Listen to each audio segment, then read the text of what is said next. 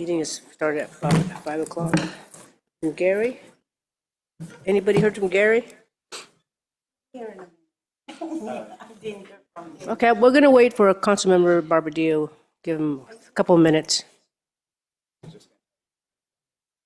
Yeah, thanks.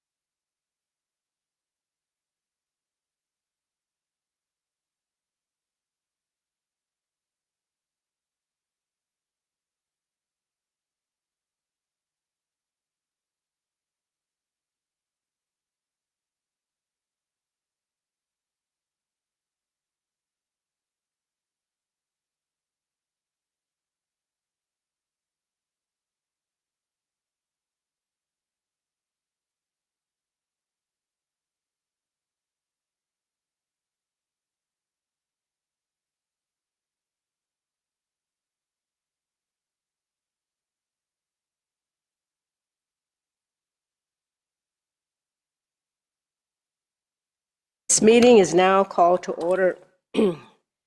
So today is March 3rd, 2026. While this meeting is being, he always interrupts me. While this meeting is being broadcast via Zoom, oral public comment may only be provided live at the City Council meeting in person. City Council meeting is available for instant translation in over 60 languages with Wordly, accessible via mobile phone, computer, and video displays. By scanning the QR code located on the title page of the agenda in the upper right-hand corner. So back to today's business. City Clerk, please take roll. Vice Mayor Barbadillo. Here. Councilmember Chua. Here. Councilmember Lamb. Yeah. Councilmember Lien. Here. Mayor Montano. Here. So, okay, so now I'm going to call for a motion to approve the agenda. So I'm going to ask that presentations be moved before closed session. Is there a motion for that? So we have Councilmember Chua. Is there a second? And we have Councilmember Lien who seconded that. So let's call for the vote. Vice Mayor Barbadillo. Aye. Councilmember Chua. Aye. Councilmember Lamb. Aye. Councilmember Lien. Aye. Mayor Montano. Okay, thank you. Oh, aye. Thank you. Okay, all right. So now we will receive the presentation. Well, so we're. Yeah, don't you want to do that one? Yeah, okay. So I just wanted to make sure. Okay, so now we'll receive a staff presentation on the preliminary fiscal year 2027, 2031 5-year general fund financial forecast and provide feedback on desired service levels to inform fiscal year 2026, 2027 budget development. So we have our Finance Director, Luz Cortezi Howell. Good evening, council members.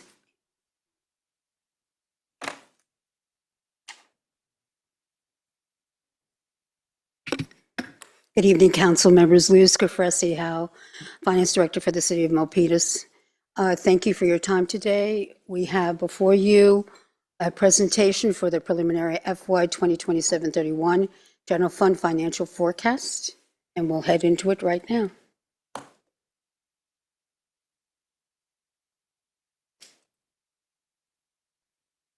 Let's go over the agenda briefly. The city manager will make some remarks. He will also go through the achievements by council priority for the audience. The economic outlook and regional, we'll move into economic outlook and regional factors. We'll then proceed into the forecast itself, provide you with some perspective on our forecasting assumptions, give you an update on our preserved policies and balances as of June 30th, 2025, which are our audited numbers, proceed to the budget calendar overview, and then a final recommendation.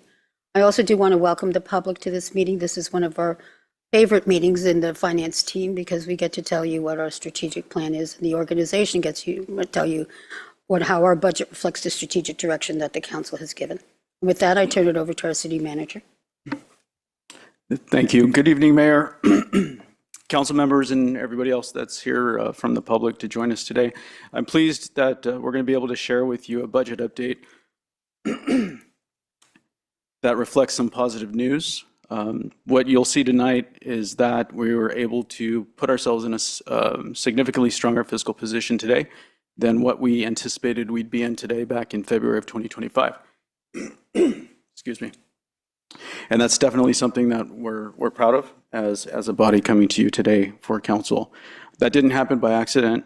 It's the result of clear fiscal strategy, and it's also a lot of focused work by our department directors and our city staff.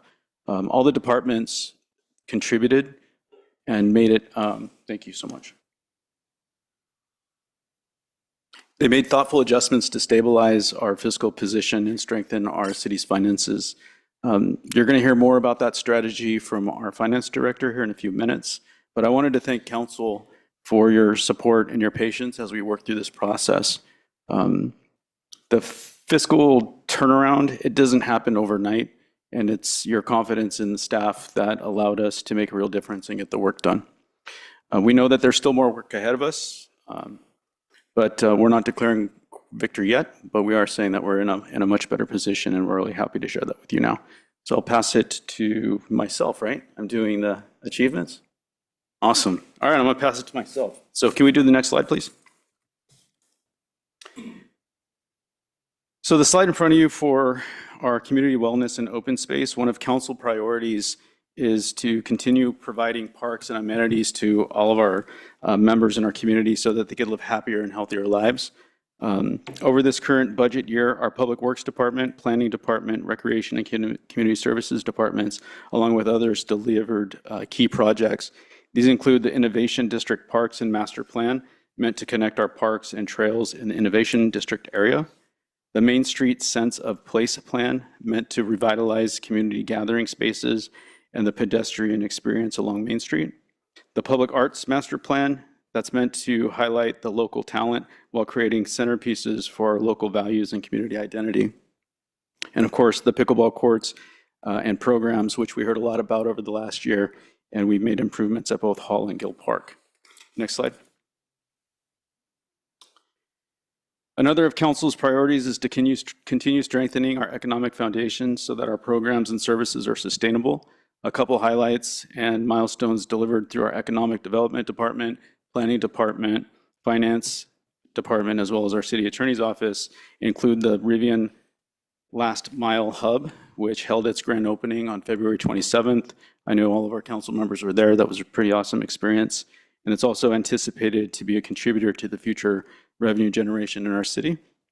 The completion and the adoption of the Gateway Main Street Specific Plan, which will be the roadmap to our future in that area of town. And of course, the ongoing business development, where we continue to process high volumes of projects, permits for both businesses and multifamily units. Next slide. Streamlining processes to better serve our community while ensuring optimization and financial stewardship also remains a council priority. As you can see here in our tiles, our finance department, HR department, IT department, CMO, and PIO continue to make significant headway. You can see with the number of procurements, the Instagram followers, how we manage our commissions, the reduction in the structural deficit, how many permits we're processing. There's a lot of really good work that's being done by our different departments. Next slide, please.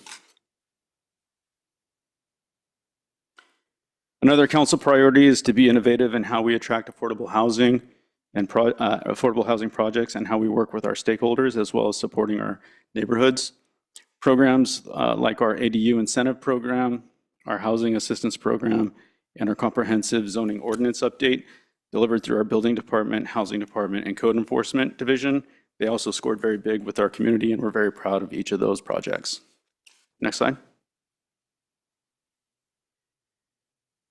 Our public safety departments continue to excel in several areas.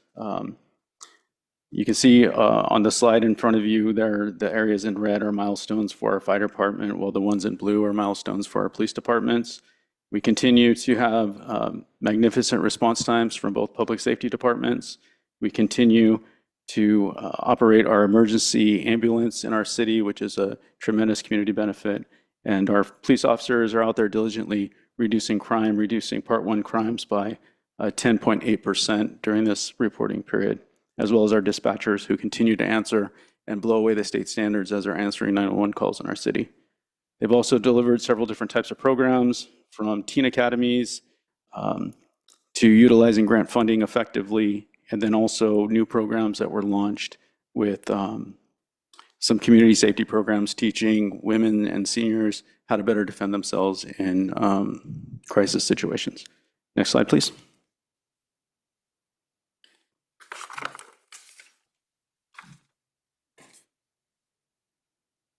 Council wants to promote sustainable community and protect the natural environment. Those projects are being delivered through our Public Works Department and our Building Department. They have expanded their electrification initiatives.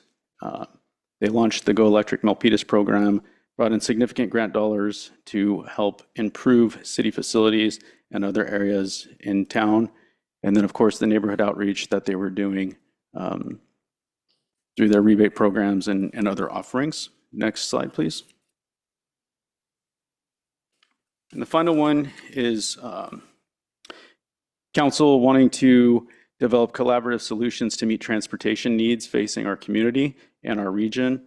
This is offered through our planning department and public works. One of our HIT programs, SMART, continues to be very popular amongst our residents and a very valuable resource for our community. The ridership is averaging 5,292 monthly. And it's been a 16-month program funded through 2027. So we'll be looking to continue that in the near future. We're really excited about that, as well as the South Milpitas Boulevard Bridge project, which is going to be very important for our community in that area, southern portion of town. Next slide, please. So that concludes some of our accomplishments, and I would like to pass it over to our finance director to give us our presentation.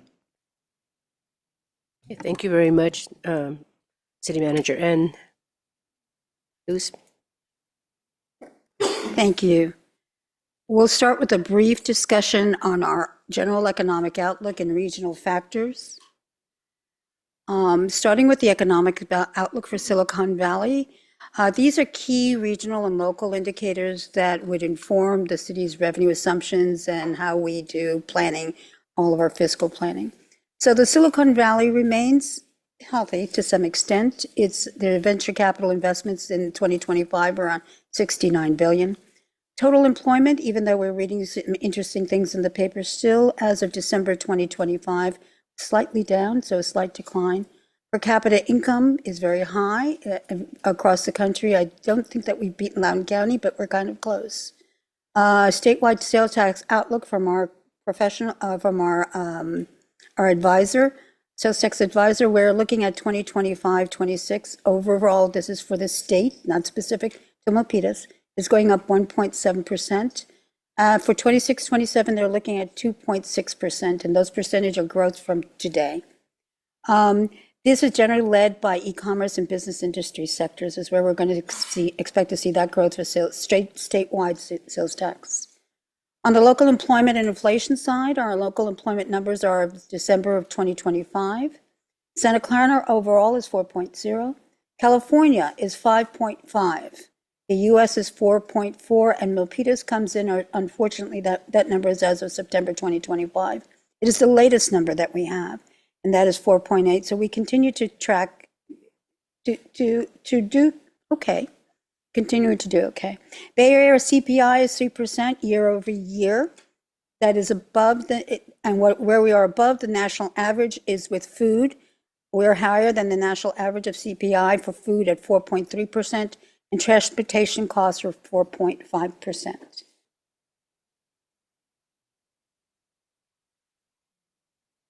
Hang on a second. Let's turn to housing, commercial real estate, and again, Milpitas specifically. On the housing and commercial real estate market, our median home price in Santa Clara County is $1.92 million. That is our median house price. Affordability, about 26% of first-time buyers can afford to buy a home in this area. Commercial development overall, 5.3 million square feet was completed. In progress projects are at the lowest level since 2013, so we're seeing that that commercial development slowing down. It is certainly a reflection of the hybrid approach to work. It's while people are returning to work, they're still not fully back as work as they were pre-pandemic. Then mortgage rates are expected to ease a little bit towards 6%, so that's good news. The key uncertainties for Milpitas, what's happening at the federal government level, the uncertainty about tariff policy, and then the subsequent tariff pass-through to consumer spending and sales tax. That'll have an effect on sales tax, obviously. We are a little bit concerned about the Federal Reserve Bank transition that's going to be happening in May. So there is certainly some uncertainty about that affects the Federal Reserve rate. We also have potential funding impacts of California's $18 billion structural deficit. While the city of Milpitas in and of itself is not overly dependent on state dollars, most of our money from the state and the federal government comes through formula dollars that's dependent on population. We still are concerned about the fact that we might have some people who are dependent on some of these monies that come from the state, whether those people in our community would, rather than getting state monies or federal monies, would come to us. We still continue to have exposure on the ERAF litigation. That litigation is still pending. My understanding from our acting city attorney is that is on the docket for April 2026. We have about 18 to 20% at risk of our ERAF dollars. Those dollars, I want to remind folks that we have been very conservative. We set those dollars aside, as we have since, I believe, 2021-22, and that is set aside deliberately pending in a potential adverse ruling in that litigation. I will say that we have been successful so far, but if you want any additional information, I would turn to Acting City Attorney Creech to provide any information on that. And commercial real estate vacancy trends are very concerning. Those feed into their additional assessments that are coming, the AB8 assessments. We're once again seeing, I would venture to say, more than usual requests for assessments, and certainly in the commercial real estate space. We do have a new assessor. While they worked for Larry Stone, so we have some certainty around there. This is still a new assessor, and we are not certain how aggressive that individual will be. So it's processing those 8 assessments that many commercial owners are asking for. And statewide job stagnation, only 10,000 non-farm jobs were added in 2025. And an additional concerning overall at the state level is 10% of Californians are either unemployed or underemployed. The number I gave to you before was the unemployed number, but underemployed is people who are doing jobs that are less than their qualifications, is the best way to phrase it. So we move into the forecast itself. We're going to start with a little bit of going back to February 2025, where we are, what we did, and what we've done to apply our fiscal strategy in action. On the top of the timeline is our one-time actions, and on the bottom is recurring and ongoing actions. So the one-time actions that we took when we did that presentation on February 18th, 2025, I believe was the date, we identified a structural deficit of $28.5 million through FY 2029-30. And subsequent council direction at that time was for us to balance the budget, the FY 25-26 budget year that we are currently in now, to resolve that shortfall, which is about $3 million, if I remember right. And I don't remember offhand, but it was somewhere around there. But we were to resolve that with no reserves. We did manage to resolve that. We resolved it with one-time savings of $1.7 million of expense reductions, including that was net of about $400,000 worth of council-initiated proposals. We funded those. We also had some one-time revenue improvements. We had originally been putting aside about 20 or 25%, if I remember right. We were certainly putting away more than we needed for the ERAF money. And so the county came back and said, you only need to put aside about 18% of that. And so we updated property tax, sales tax. We had estimated updated because we did have additional monies coming in through those two sources. And that was up 1.7. And then the other one-time action that we're taking, we've done a significant organizational assessment of just about every department. We do have those consultant evaluations are underway. They are nearing completion, and you should see some results from those in the next 2 months. Recurring actions are below. The recurring savings, which are the ones that are most strategic in nature, because recurring actions mean recurring results. So recurring actions state of 2.5 million, that was a reduction of staff, of 3 people, 3 positions, and the subsequent reduction of levels of service. To remind you, we took that reduction of level of service in the development department because we were no longer seeing development function, I should say, because we were no longer seeing that level of activity in development. So that reduction was a position in the fire department and a position in the building department. Contracts due diligence, way back when, we were looking at roughly 1,600 contracts. We reviewed those. That review is complete, and that was part of our transition from our legacy financial systems to our new Tyler system. We have issued to date, I actually got this number today, so I thought it was really important. We issued our 1,000th contract this year. And so those have all migrated to Tyler. They have all been examined. They're all captured by commodity code. And we have an incredible fount of information to help us in analyzing those contracts in preparation for phase 3. And phase 3 is where we are looking at these 1,000 contracts and to see whether we can consolidate any of those functions, any of those commodities, any of those services, and realize improved costs. Cost containment and operational efficiencies. We did take a strategic recruitment approach that we took last spring. We had some travel reductions, so travel was minimized, and some operational efficiencies as well. And then upcoming, we continue to look forward to the November 2026 ballot. Staff is currently working diligently on putting together a ballot measure for your consideration later on this year to put before the voters in November 2026 to change our business license tax structure.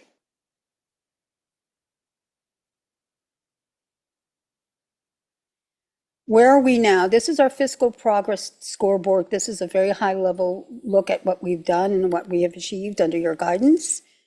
Reminder back then, of course, the February 2025 forecast 28.5 million structural deficit through FY 2029-30.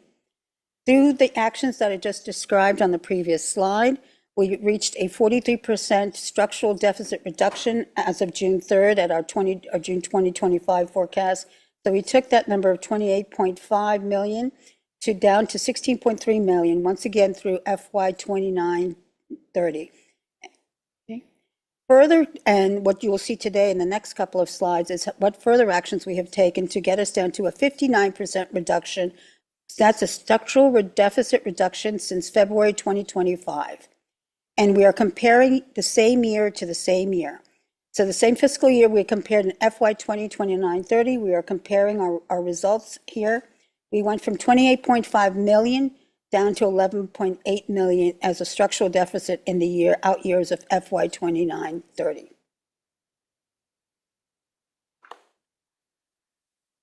A little slightly different look with much more detail. This is our fiscal progress. This is our fiscal deficit trajectory, and it's a good one, to be honest, of course. Once again, on the left-hand side, you have a cumulative structural deficit is what we're talking about on this screen. And so we have February 2025. These are the numbers you saw on February 18th. The second line, June 2025, those are the numbers that you saw on June 3rd when we adopted this year's budget. And then February 2026, the numbers that we're talking about today. And so you can see all the way on the right-hand side on the forecast FY 29-30, we go from 28.5 to 16.3 to 11.8, which reflects that 59% reduction in the structural deficit. So as of today, we are seeing that 59% reduction. The deficit now, and we have, of course, got through this year. Thank you for your approval of our mid-year actions. We continue to be balanced in FY 25-26. FY 26-27, we are projecting a $2.1 million surplus that does include council-approved reserve usage.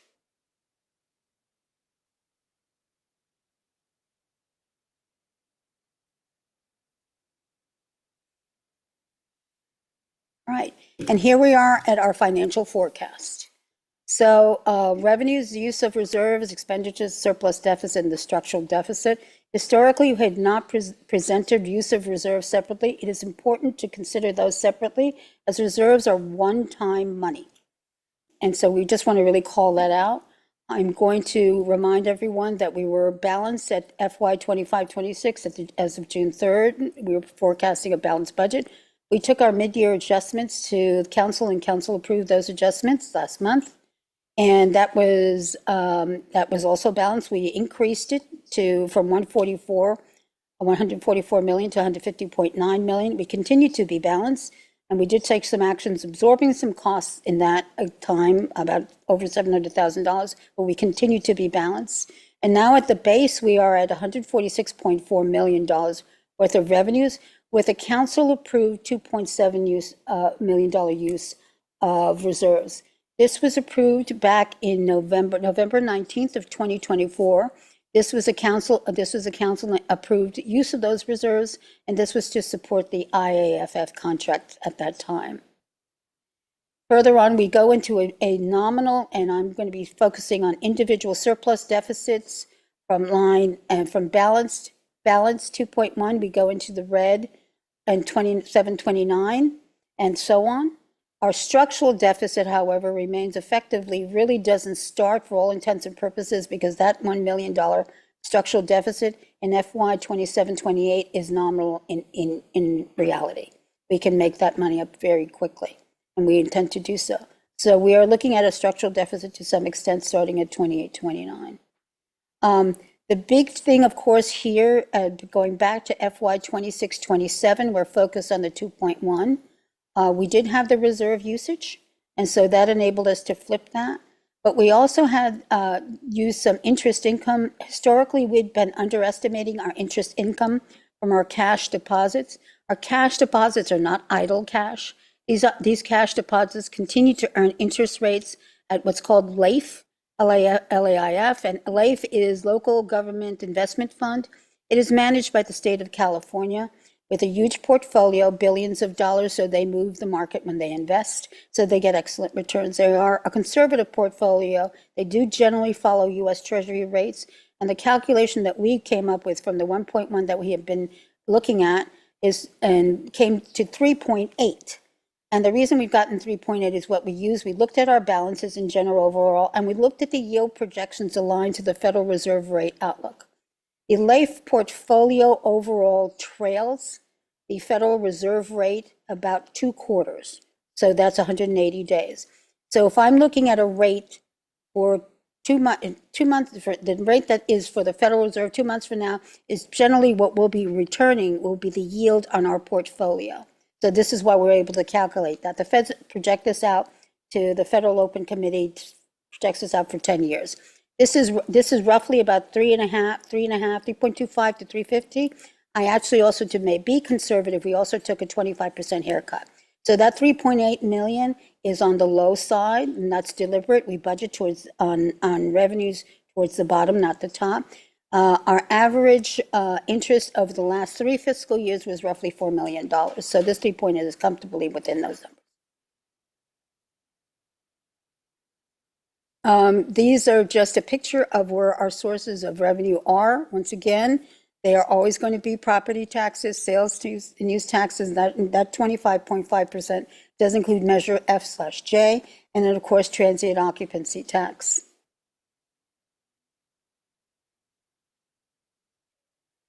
Our general fund expenditures, again, the key driver is we are a service business. Sometimes folks have a hard time understanding what public agencies do, but we provide services, and people provide services, and our staff provides those services. So our personnel costs are always going to be high. We don't have merch and sell merch or widgets. So our personnel costs are about 79.1% of our total budget for the general fund, And then our service supplies are at a little bit under 20%. We did look at those, and forgive me, I did not correct this number. We're actually looking about 4% annual growth on these. And so I'll correct that, sorry, forgive me for the error. What are our forecasting assumptions? So this is the trajectory of our property tax revenue. It does take a dip from this fiscal year to next fiscal year. This is, once again, I talked a little bit about this before, about the AB8 reassessments. And essentially, we do expect to see those assessments happen. And we also expect to see fewer real estate transactions, although the mortgage rates improving may help with that. Our long-term forecast on property tax rate, which property tax revenue, we get this is administered by the county, and we do get assistance on this from our financial consultants on this particular issue. It assumes about 3.7% growth, annual growth. We've talked again about the excess ARF litigation money. It remains pending. We don't know what's going to happen. We will continue to set aside the reserves for a potential adverse funding. This is a conservative way to budget. And so, of course, we continue to monitor the the tariff impacts on construction costs and new development evaluations.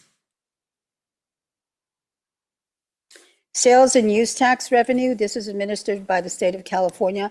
Even though our Milpitas current sales tax rate is 9.375, the city only receives 1.25% of that. The 6% goes to the state, the remainder, and we get 1.25, and the county gets the rest in various shapes and forms. We're successful, obviously, in extending the Measure F to 2025. We get about $7.3 million a year at this rate. Overall, we are expecting a $37.2 million in 26-27. That's a 5% increase over this current year. We had some really good numbers for our third quarter. Our receipts grew year over year, 8.5%. And while we don't have a formal report yet for our fourth quarter, we did very well in that holiday season quarter. Our long-term growth rate on this sales and use tax is estimating at an average 2.3% annually. We are concerned about consumer spending. We continue to have elevated credit card balances, and there, once again, the federal tariffs and the uncertainty about those federal tariff policy it may very well drive additional price increases. Some other revenue and expenditure assumptions. On the revenue side, transient occupancy tax is about a 3% annual rate. They're still recovering from the pandemic, and also people are now more accustomed to working remotely and using, rather than traveling to somewhere, they'll work from their business location or home, and rather than traveling and spending money at hotels. The licensing permits and fines and the charges for services, you have already seen that work. We brought that work for you a couple of months ago. I think it was November. And this was where we increased our fees. We were expecting an increase of about $790,000 over in a year. And that was just a natural annual increase from FY 23-24 to, FY 24-25 to FY 25 and 26. We are doing our usual 5-year study, and that will be coming to you in April.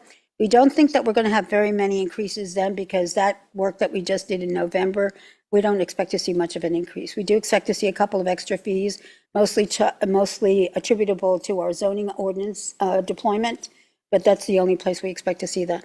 And then, of course, franchise fees are based on utility rate increases. As an aside, we are doing a rate study on water and sewer rates. We are going to be kicking that off pretty soon. That is a 2-year study that has an enormous amount of community outreach. We want to respect that completely, and finance is working in collaboration with Public Works to deliver that product, and you'll be hearing about that over the next couple of years. On the expenditure assumption side, the salaries are based on council-approved labor contracts and union negotiated salary increases. The 26-27 base reflects vacancy savings, and we all know what that number has been. We've been pretty consistent about that. Let me move on from there. Okay, benefits is one of our challenges this year, I will tell you quite honestly, and into the future. We're looking at approximately, if you're smoothing over the climb on our benefits, We're looking at a 5% transition year over year, which is fairly significant, and we are concerned about that. Services and supplies, here we are looking at, as I said before, and correcting that number I had on a prior screen, that's a 4% long-term increase. That's slightly above the CPI for the Bay Area over the last 61 years, which has been pretty much around 3.67, 3.87. And then finally, we have some transfers out that are per council-approved policy. We have 2 reserve policies. We are transferring $300,000 to the Information Technology Fund. That's your policy 52. And $500,000 to your Storm Drain Fund, which is policy 44. What are our key risks and sensitivities? You've heard many of them during this discussion before. Certainly is federal policy and tariffs that drives costs, that drives prices, that drives spending. The year of litigation, once again, we are taking care of that by using our reserves, but it still is out there as a potential liability. I'll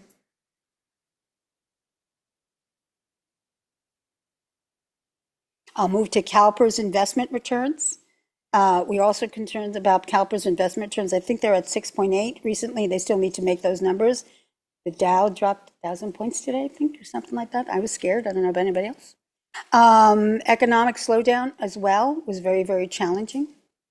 And then we have some variances in revenue streams. Some of them are good, and we have some expectations. We did have a review and opening the other day.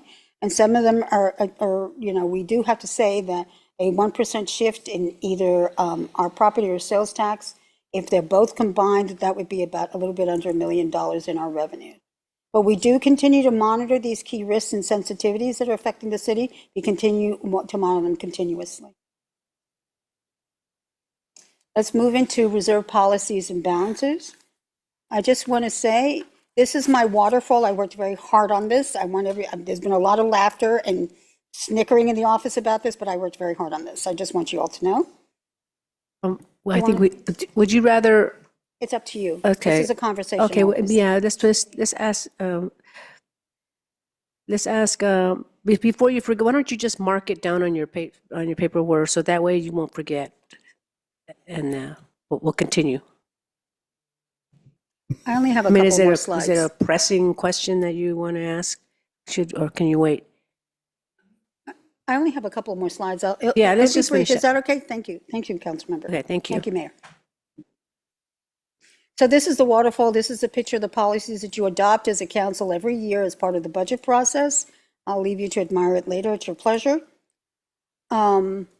These reserve balances, these are audited numbers. We get these numbers every year as of June 30th. We continue to have committed dollars to PERS stabilization. That's a great number. We continue to have dollars contributed to artificial turf replacement at the sports center. And once again, these do not reflect any actions that we've taken since June 30th, 2025. So there have been a couple of actions on this, but this does not reflect it. This is an audited number. Another thing I want to point out to you is that last fiscal year, we were able, as we closed out, we were able to once again contribute to the contingency reserve and budget stabilization, and each of those reflect the operating budget for 2 months. So we have 4 months of operating budget, and I believe the standard is 2 months. So we're doing well there. We also have some future deficit monies left over, the ERF litigation that I've talked to you about during this presentation, and then some SPAR money community investment program that you've been busy appropriating. And then we have some unassigned money. But this is a very healthy reserve balance for an organization of our size. This is a graphic of the same information, just as a point of information. Those categories, non-spendable, assigned, committed, and unassigned, those are audit characterizations. They don't mean that money is unassigned in that sense. It means that we could move it elsewhere, but this organization has chosen not to. This council has chosen not to. So with that, I believe we have a budget calendar and a recommendation, but I can go back to the presentation if you wish.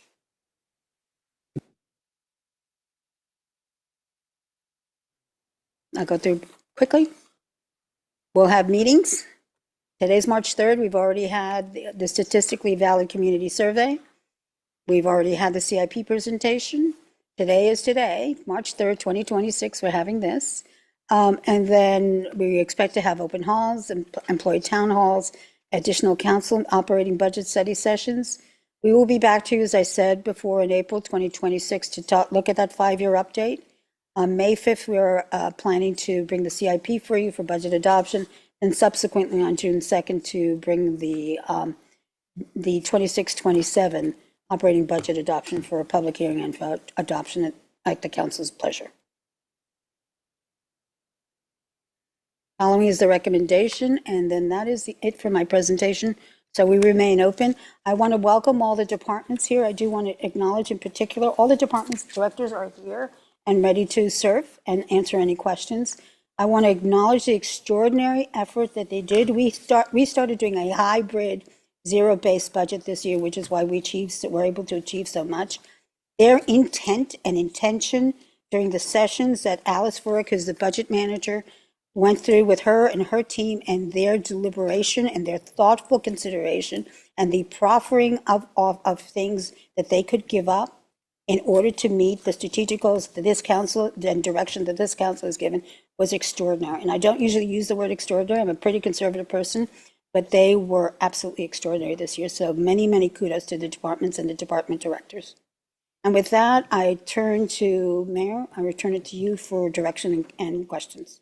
Okay, great. Thank you for that presentation. And, balancing the budget is paramount, and it seems like you all did a great job. So I think we have Councilmember Lamb that wanted to make a comment. Mayor, did we want to call for public comment first? Oh, yeah, I need to, before that, I need to go to public comment. So is there anyone from the public that would like to make any comments? I have no public speaker cards at this time, but if anyone would like to speak, they can approach the microphone at the front. Okay, seeing none, let's move on to our colleagues. Councilmember Lamb, you had your hand raised, or can you click your? If I may, Mayor, one last point that I did forget. This base budget that you see before you does not include any proposals. We are in deliberation with the city manager's office and the departments reviewing some nominal requests that departments have made so far, and we will bring them to you for consideration in future sessions. But I just wanted to make sure that this is the base. Thank you. So Councilmember Lamb, you had a question. Yes, thank you, Mayor. Let's go back to this is slide 18.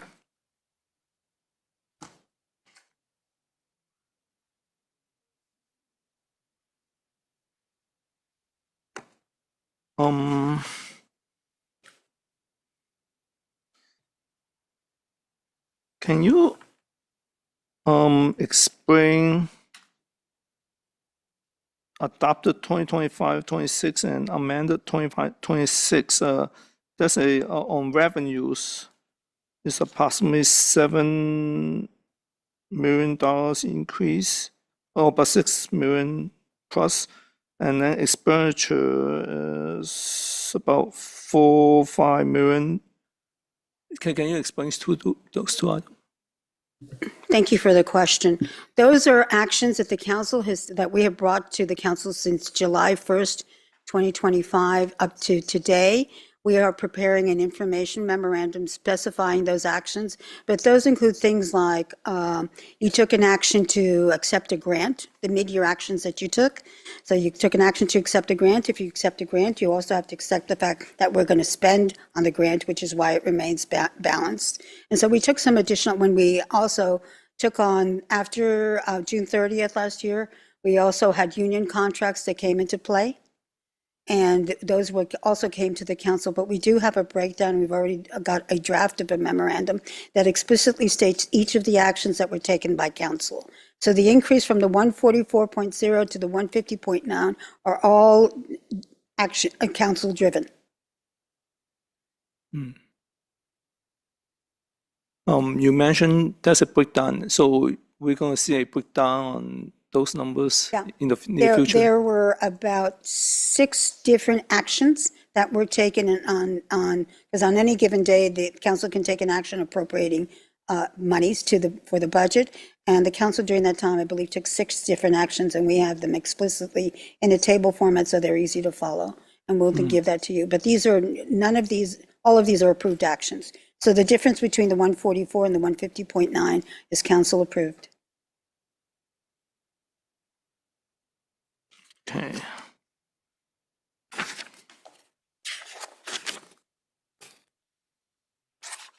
On page 23,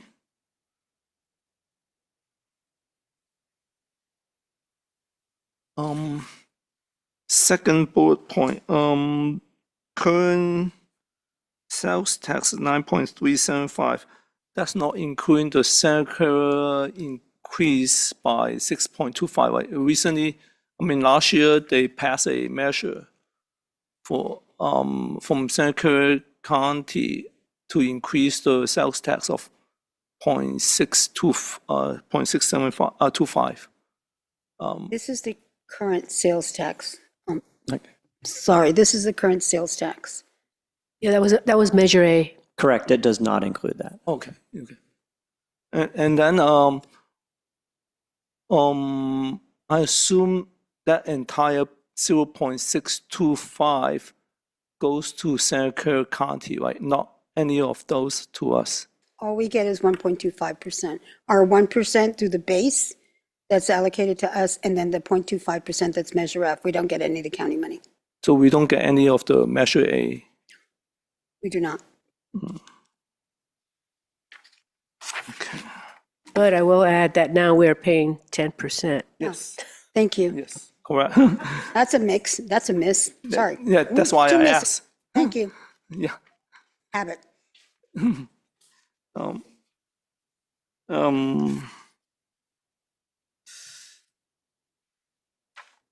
On page 24,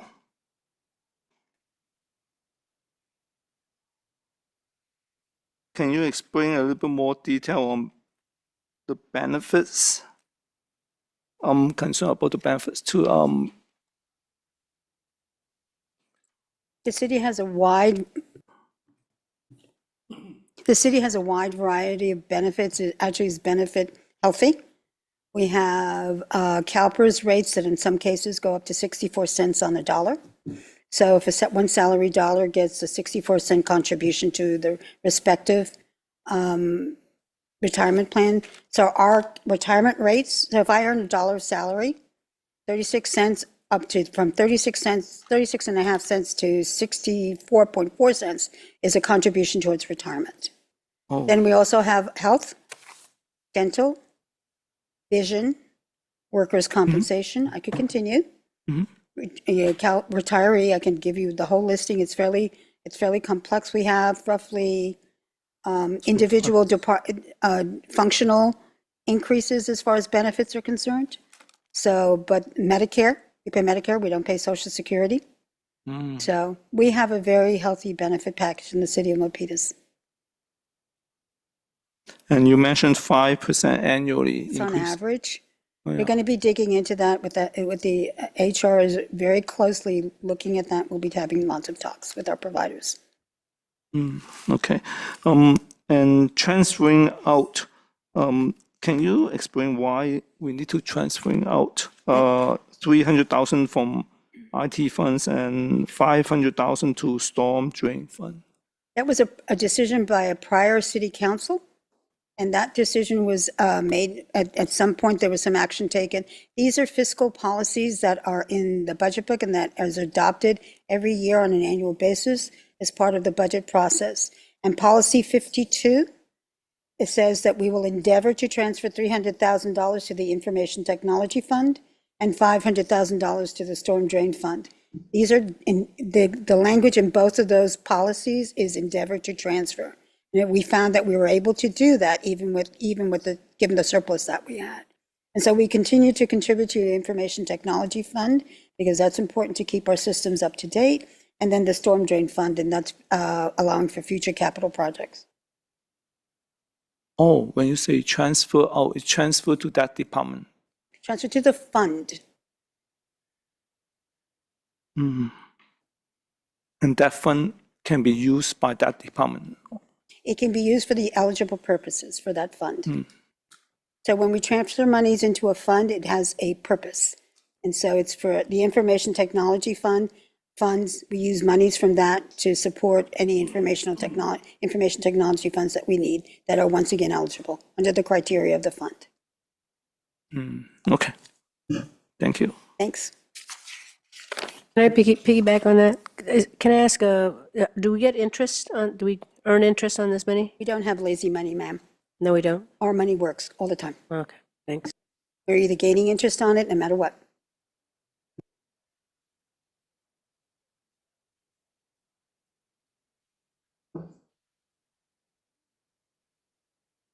You have another question, Councilmember Lamb?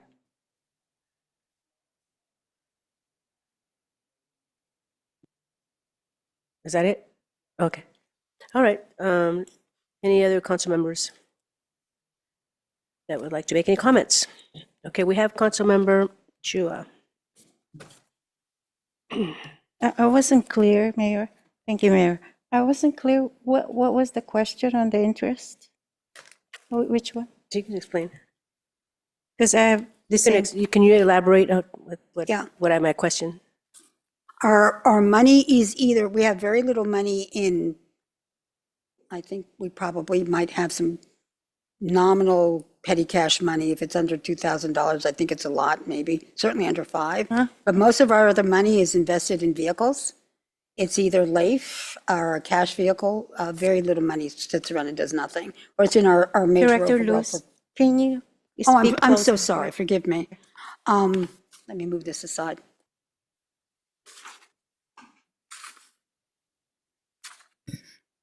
So all of our money is working in general. Very few monies are set aside or doing nothing. For example, our cash money, as we talked about, is earning LAIF returns. So that the yield on those more liquid cash is closer to the treasury rate, the 3.5, 4% range. That's because we need liquid money in order. If I've got payroll tomorrow, I got to have cash today. The other interest that we earn that is gained when we liquidate the particular investment vehicles is in our larger portfolio. So we have a couple of portfolios. We have the largest portfolio, our general fund portfolio, and then we have, of course, the Section 115 trust portfolio that's dedicated for pensions. My question on that is, on page 20, slide 28, there is a reserve of cumulative total of 89,451,000. Yes, ma'am. Do we earn interest on those? Yes. Yes, absolutely. We don't, cash doesn't mean anything if it's sitting around doing nothing. No, everything that, the only thing we don't earn interest on here is the property. Because that's not a liquid asset. Which one is that one? The property and the prepaids, because we've already paid somebody that money, and that money exists elsewhere. The property is under non-spendable. There's a total of Oh, I see. 5.2 million there. Yeah. We can't spend it. But Okay. everything else, it may be designated in a fund, but it earns money. Well, have we done statistical comparative analysis on how we're doing maybe the last 3 years in terms of interest on these funds? We do have an investment investment manager. We have two investment managers that do compare our earnings to the Bank of America benchmark. So we do comparisons on an ongoing basis as comparing to what we call is a benchmark. We do fairly well. I mean, last quarter we did about 4%. I do need to remind folks that our investment policy is first and foremost security. The city cannot invest in something that's junk funds. Of course. Yeah. So because that is absolutely the first and foremost pillar of how for our investment policy. But we do earn a fairly good return on our dollars. And if the Can we market does see- better, we do better. For the next round, when we do the budget, can we see like even three years? Just Yeah, compare We What- have what funds are in the interest-bearing accounts? Yes. And how have we done the last 3 years? That would be a pleasure to bring that to you. We have an investment banker, investment counselor. One of our investment counselors is very eager to speak with you. And we'll Okay. bring him to one of our presentations and you can He's a He very can come if technical he person. wants to. Yep. We'll do Okay. that. Thank So you. Thank you for the question. my other question is 37. You didn't, you just touched on this one. I know we allocated 100,000 for Main Street revitalization right here. I just got, last week, Congressman Rokana awarded the city 250,000 for Main Street lights and signal improvements. I'll let Do I'll let we, it- pardon? I'll let Assistant City Manager Kano address that. What was this about? Is it the same?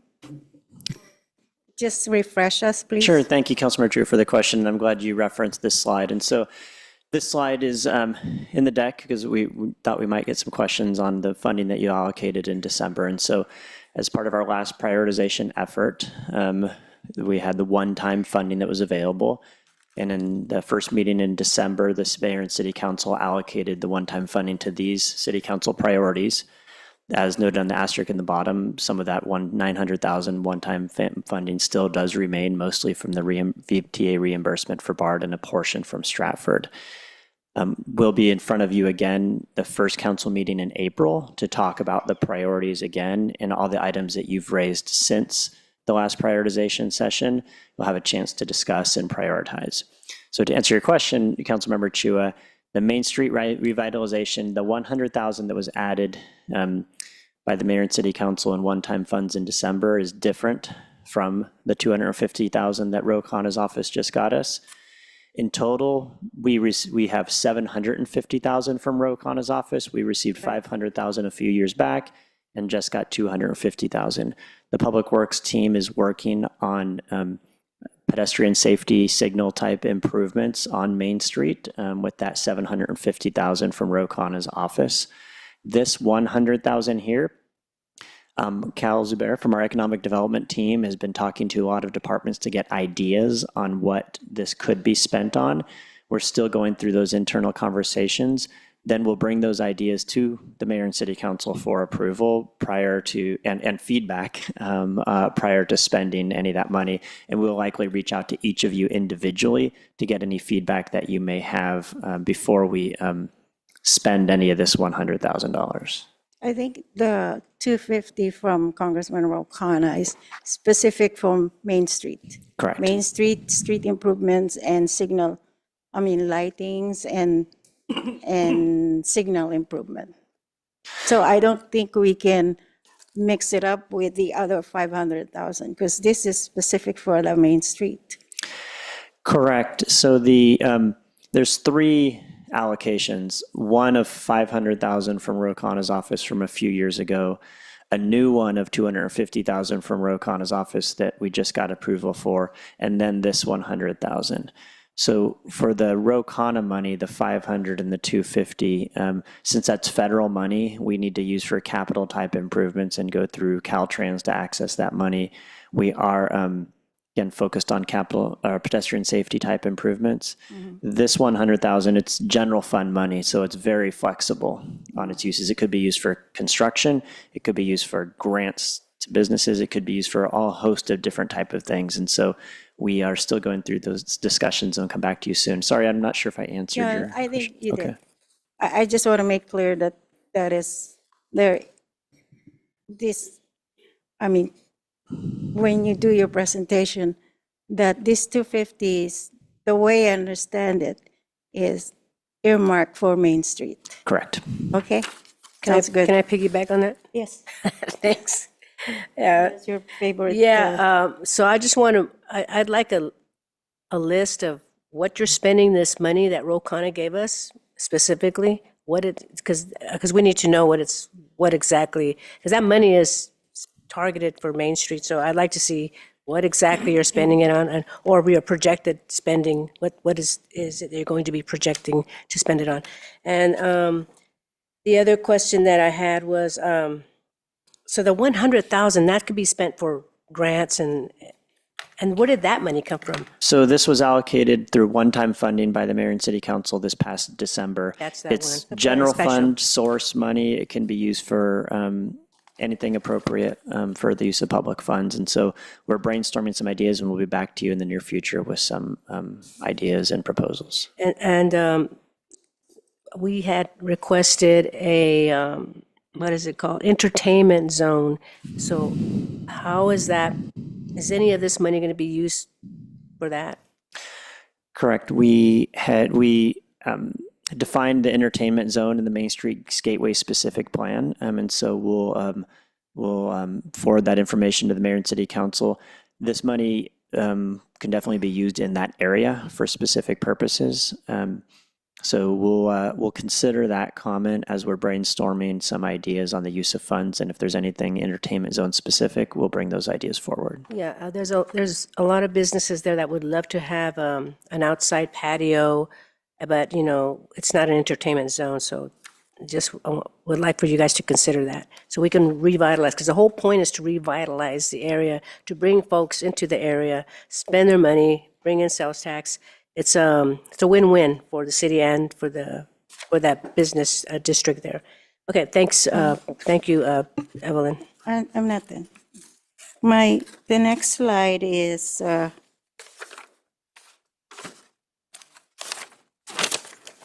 okay, we'll go with slide 17.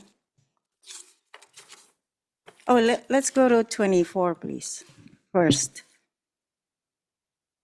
So there is this revenue column and the expenditure column.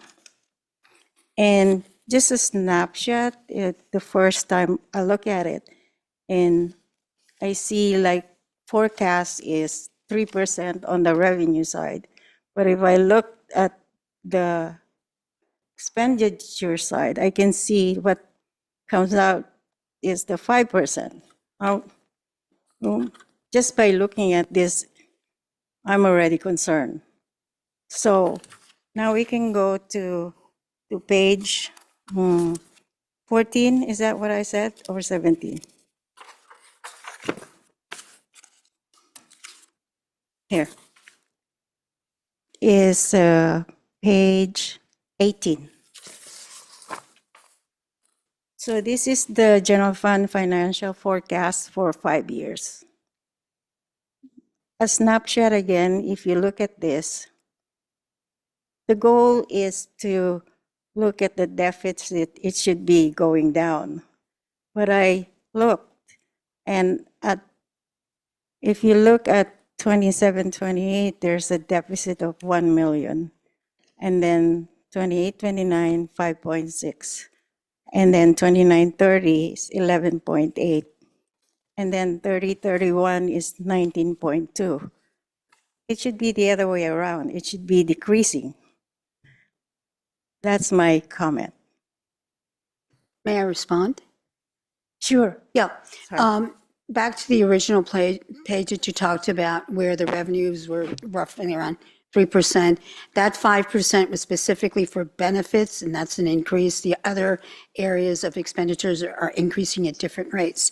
But it is true, and it is reflected here, as you've just pointed out, in our structural survey. If I'm looking on average, there's about 80 basis points between the expenditure and revenues. In other words, I'm increasing on average overall 3% if I'm looking at the whole package on the revenue side.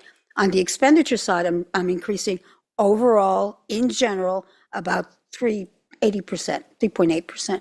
This is significant. This is demonstrated in our structural deficit. So that's a no. However, we do have mechanisms, and I'm going to draw your attention back to the last slide where we talked about various streams of revenue. We do have in our financial picture some things that are coming into play that we still don't have sufficient information to bring this into the forecast. And that is a deliberate choice because we are very conservative on how we budget revenues, because that's just best practice. And that is not included in the revenues here. Once we get additional trend data on those particular revenue work streams, we will bring them for consideration and deliberation to the council. But again, some of those work streams, and I'm going to point to one that we've already identified in the presentation, which is the potential business tax modernization. And so we do expect to realize some money from that. We're not revenues from that. That has not been updated for 50 years or 40 years, 50 years it is. And, you know, the perspective is that we should see some gains that still keep us competitive with our colleagues in the Bay Area as far as attracting business or making sure that we don't scare business away because our business license tax is so large, but also bring some additional revenues that really has essentially caught up with inflation over those 50 years as far as business tax is concerned. So I do want to reflect that this is where we have not put into, there are certain revenue work streams for which we do not have trend information at this date. So to be conservative, we didn't include them. We do expect to come with you mid-year in the January, February timeframe with some additional information on those once we have certainty on what has or has not been collected. But to address your question, that is to address that differential between growth in the growth slope between revenues and expenditures. So our I intent- understand. Yeah. I got you. That this is telling me that you don't have enough information to adjust this, basically. So, as I always say, revenue is a forecast. Expenditure is a contract, you know, so just keep that in mind. Because we need to increase revenue and decrease expenditure, very basic. Thank you, Goal. Thank you, council member. Thank you. For now, Mayor, Thank you. I have questions still, but I want to give the floor back to you. Thank Okay, you, any- Director Luz. Okay, anyone else? We have Councilmember Lian. Thank you, Mayor. Director Luz, page 28.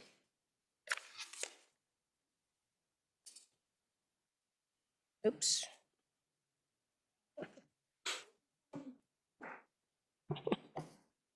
Thank you, Mayor. Would you tell me what is in the uninsured claims payable?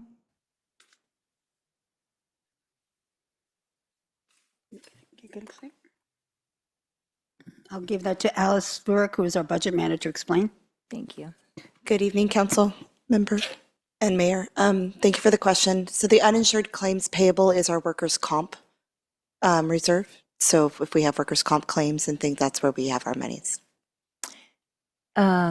Is it possible to ask you for the list of claims? I don't have that.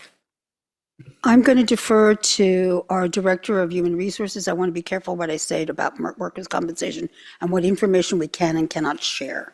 Okay. Fair. Can I clarify the council member's request before we even answer the question? Are you seeking the actual names of the individuals? If I cannot get their names, I don't care about their names, but I just want to see how many claims are there in this chunk. I think aggregate data is something that could be provided. I don't think that's an issue, but when you start tying names to it, then you run into HIPAA and privacy information. No, doesn't have to be the names. Good evening, council members. Kelly Parmley, HR Director. Could you remind me which fund you were pointing to? Uninsured claims payable for $3 million for? Where the assigned? Yes. I can't speak to it in any detail here, but I will find out what I can and I'm able to share with you. Okay, Does that work for you? sure. Okay, Okay, got it. thank you. So we will bring that back to the next meeting, or you can provide it by email? Council member, so we're taking a list of a lot of the requests here, and some of them we'll be providing.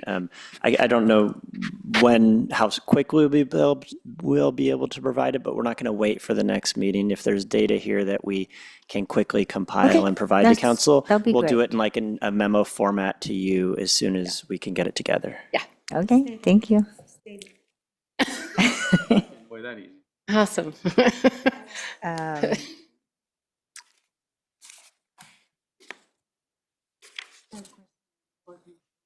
Page 20.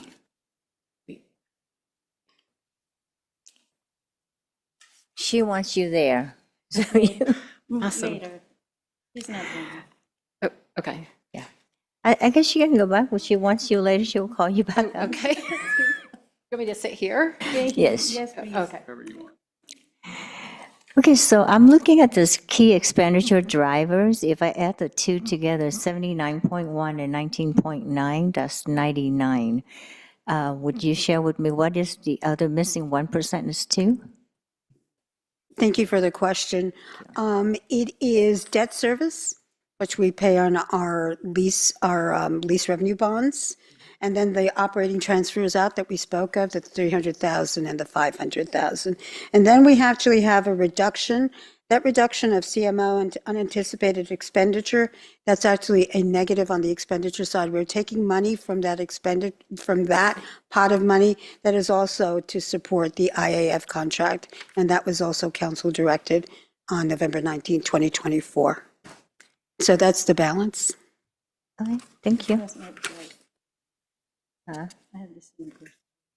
Okay. And there's one last one. Let's see if I can get my notes. Okay, I can't find it yet, so I'm going to give the floor back to the mayor. Thank you. Okay. Uh-oh. Kelly left and She'll be back. she'll be back. Oh, I found it. It is? Okay, go ahead. Page 15.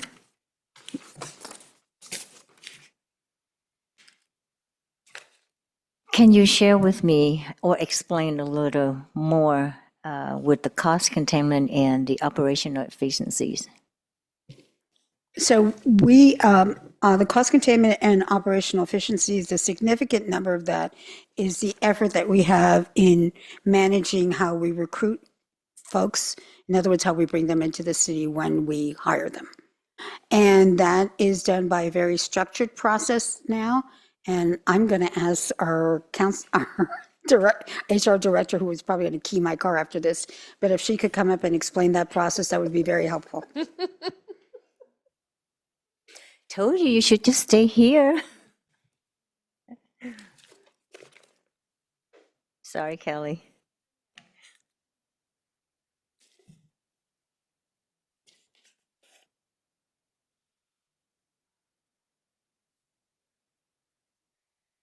Good evening again. Kelly Parmley, Director of HR.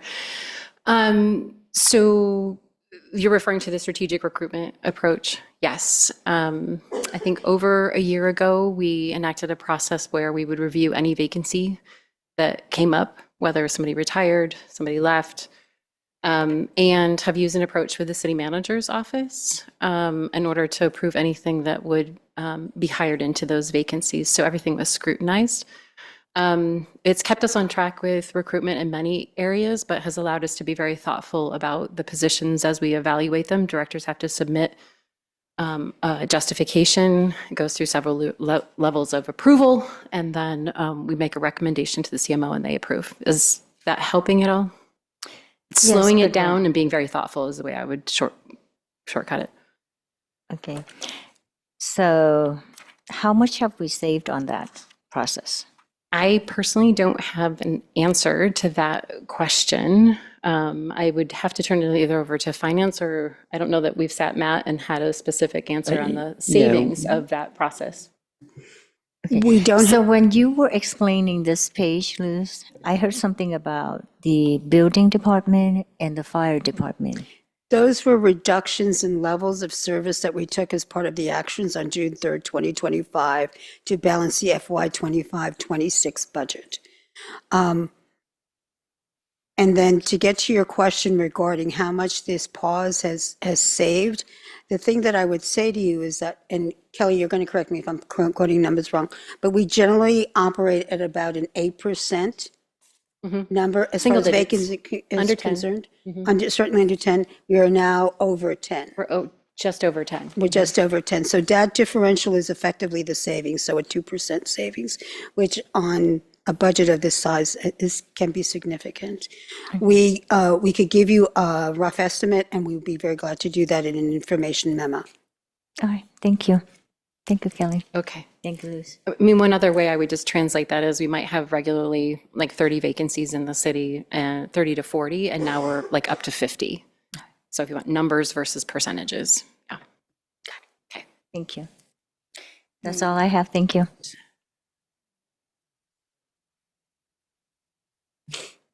Director Kelly. I said don't leave. Okay. Again, I'm on page 28 and piggybacking on Councilmember Leanne's question on uninsured claims payable. And you mentioned that it's for workman's comp. I'm going to be, I mean, I'm relying on our budget director to, in fiscal language, to say that that's what that is. I wasn't recognizing it when I first heard it, but I expect that that's true, yes. It's unplanned workman's comp payment. No, I think it's either insurance or claims that we have sitting in a reserve, waiting in case they have to be paid. That's my layperson's language for it. But I can't give you a direct answer right here. I need to go back and make sure I understand what that is and then what falls within that category. Okay. Well, one of the things that was not mentioned on the presentation, which has been brought up by a number of the council members, is the issue with overtime, right? Mhm. And It's really small in my department. no, not overall. Okay. I think specifically for the fire department. Mhm. And one of the reasons that has been mentioned to me is the issue with more workman's comp processing. Mhm. And explain what is the role of Sedgwick administration? What do they do? Did you? I'm sorry, forgive me, your exact question, please. Pardon? If you would repeat your exact question so I may answer it directly. Pardon? You're asking what is the role of Sedgwick administration? Right. Are they contract? So they are- Do we contract with, I mean, are they our consultant? So they are actually the folks who administer the program on our behalf. So we pay them like pay most them? agencies, right? Unless you had an entire team of staff to actually manage workers' compensation claims, which I used to be part of a city where we actually had a team of people who did that. It's very costly. They would do all of the looking at the claims, talking to the injured workers. They would deal with all of the medical considerations. They would deal with the state board. They would deal with all of that stuff. The third-party administrator is what they're called, a TPA. Sedgwick does that on our behalf. So we pay them an administrative contract fee to manage the claims. How long have we employed them? Their contract is going to expire a year from this June. How long have they been with us? So I'm just doing the math in my head out loud, sorry. So I think they're on a 5-year contract, and that means that we would have had them for 4 years. They've been here for 2 years that I've been here. So Go and do an RFP next year in order to see if there are other third-party administrators who might be viable. have we done a performance review on their effectiveness? Yes, so I just received, before I was away for a few days, essentially an audit report by an outside independent consultant who has given us has given us a series of analysis and recommendations related to both how the HR team manages the program, how we have some risk considerations in terms of the risk function, and then also the third-party administrators. So I'll be able to come back in a little bit of time after I've had it with the CMO about improvements that we need to make to the program, including anything that Sedgwick would need to do. The goal of this consultant, if you will, is to expedite to get our, especially the fire departments, healthy again to go back to work. Mm-hmm. The feedback that I got is they're slow. And that's the reason why we got another ready rebound tool.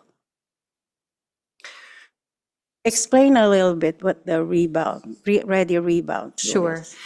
So first, on the third-party administrator, I think one of the main recommendations that I see in the report that has come out that I haven't fully digested and haven't shared with the CMO yet is that we need to make sure we have a dashboard of key indicators that would help us understand if the third-party administrator is on par with what they're expected for the first points of contact, for follow-up with medical doctors, with engaging with individuals if they need to do some sort of review of their case, that sort of thing. So I'll offer that that's pretty standard, and I haven't seen that yet from Sedgwick.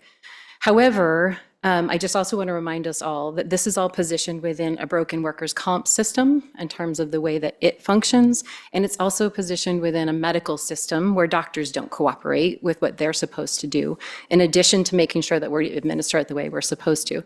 So Ready Rebound has jumped in. They launched the program right at the end of December, and we've been working with them, and their job is to specifically work with injured workers as what I would call an advocate and a point of contact to ensure that the employee meets the expectations of the system as well in terms of their timeliness, going to doctors and getting information back to us. And so far, I think they've got 6 cases that they're working, and I meet with them about every week in order to sort out communication and see what progress they might be making with our public safety employees. The bottleneck, I think, the way I see it, is in Ready Rebound gets our employees prepared. But once they get into Sedgwick, that's where it stays. Because the way I understand it, Sedgwick needs to approve if the incident is workman's comp in order to be declared as workman's comp. And it takes months. This is my feedback, to get that approval for our firefighters to get the necessary medical help. And that's one of the contributing factors of overtime. So what I'm hearing from you, thank you for the pushback on, I need you to look at this, Kelly, which is your understanding is that the timeliness of Sedgwick is not on par with what one would expect, and that's causing the delays in fire that's then causing Exactly. the overtime. So that's what I hear is Exactly. your inquiry, and I can go back and I can see if that's actually true. Yes. I So would we like- know that if somebody's out on workers' comp, it automatically is going to generate, even if they're on a trajectory to be returning to work in a healed fashion, any amount of time that somebody's out on workers' comp is going to generate overtime in both potentially PD and fire, because particularly in fire because of the staffing structure there. May or may not be the case in PD, but we certainly have seen that as well. So I hear you on I want to understand how Sedgwick may be contributing to this problem, and I can come back with you with some more information about whether or not and how that is true and what we would do to rectify that. Yeah, an example was given to me that one of the firefighters got injured and okay. These are there are very modest cases here at the city of Milpitas, and just by talking about one, we could be revealing Yes, information. okay, I don't want to do that, but I would like to have some statistical study to see how effective is this consultant of ours, and how we can, on top of that, how we can do better. Because we have the Ready Rebound already to prepare our claimants. Sure. And Ready Rebound is just implemented. So this is a brand new program. It's being piloted. And that's the best time to do it. And Okay. That's all I have, Mayor. Thank you. Good questions, thank you. Anyone else? We have a Vice Mayor.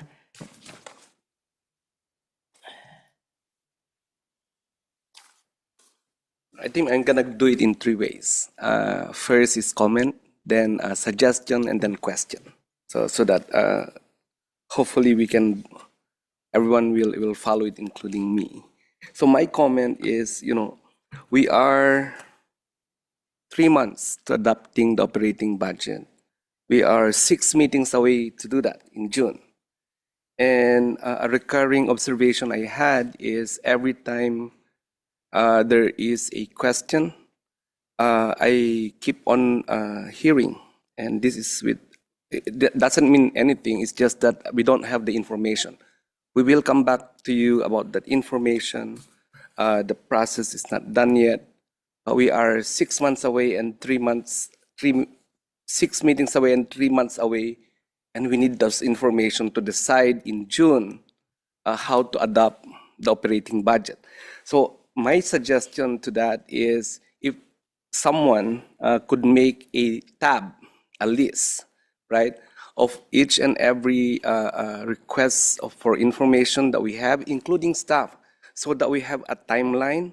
Because me, I'm forgetful. I will ask something today. You will tell me. I'll come back I'll come back with that information. I will forget once we get into so intertwined with the discussion of the budget, which I believe every questions that we have, either staff or council, is very important on that decision-making process we'll have in June. So hopefully somebody's having, a listing of what we are asking. You mean keeping track? Yes, please. Yeah, because right. All right. With regards to 15, slide 15, please. And this fascinated me, really. All right. So this is our fiscal strategy in action, right? First time I saw this is on February 2025. And up to and until prior to the end of the fiscal year of 27, we turned this into a positive number, 2.1 million. And if I further compartmentalize the history, right? So since Feb to June, that's 4 months, we are able to claim 12.2 million to reduce the structural deficiency for about 43%. And then from June 2025 all the way to February, that's 8 months, and we were able to claim an additional 59% reduction to what we had anticipated as structural deficit in June of 2025 to the tune of 4.5 million. And then from the last quarter of 27 to 28, we are projecting positive 2.1 million, and we're anticipating, if this is the right, this is how we anticipate it, we're anticipating 6.6 million, raising 6.6 million again to arrive at the 2.1 million production that we will be positive at 2.1. So in a span of a year and few months that crosses to the 27-28 fiscal year, can we have information, right, on what we did, both on recurring actions, that would justify this 12.2 million 4 months, 4.5 million in 8 months, and 6.6 million in 8 months projection? Where did they come from? First question is, we know that some came from recurring sources, right? Like a vacant position that we had budgeted before, and now we eliminated that, and that's why it's recurring, things like that. And then second one I'm hearing is, from interest on money that we have, right? The things. The interest on general funds being stuck away for rainy days and it's generating funds, and cost containment, right? This has been a question since Feb of 2025.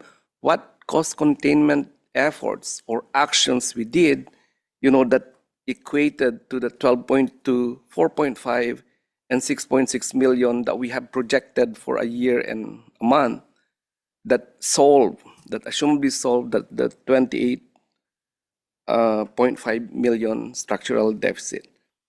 And also the organizational assessments. As I said, we're 3 months away from approving the operating budget in June. And up to this point, we are still, I forgot how many times, we were briefed that it's nearing completion. And probably on the second or third or fourth prior to June study session, we will be presented with each department's budget requests. This thing that's being presented to us this early is just base.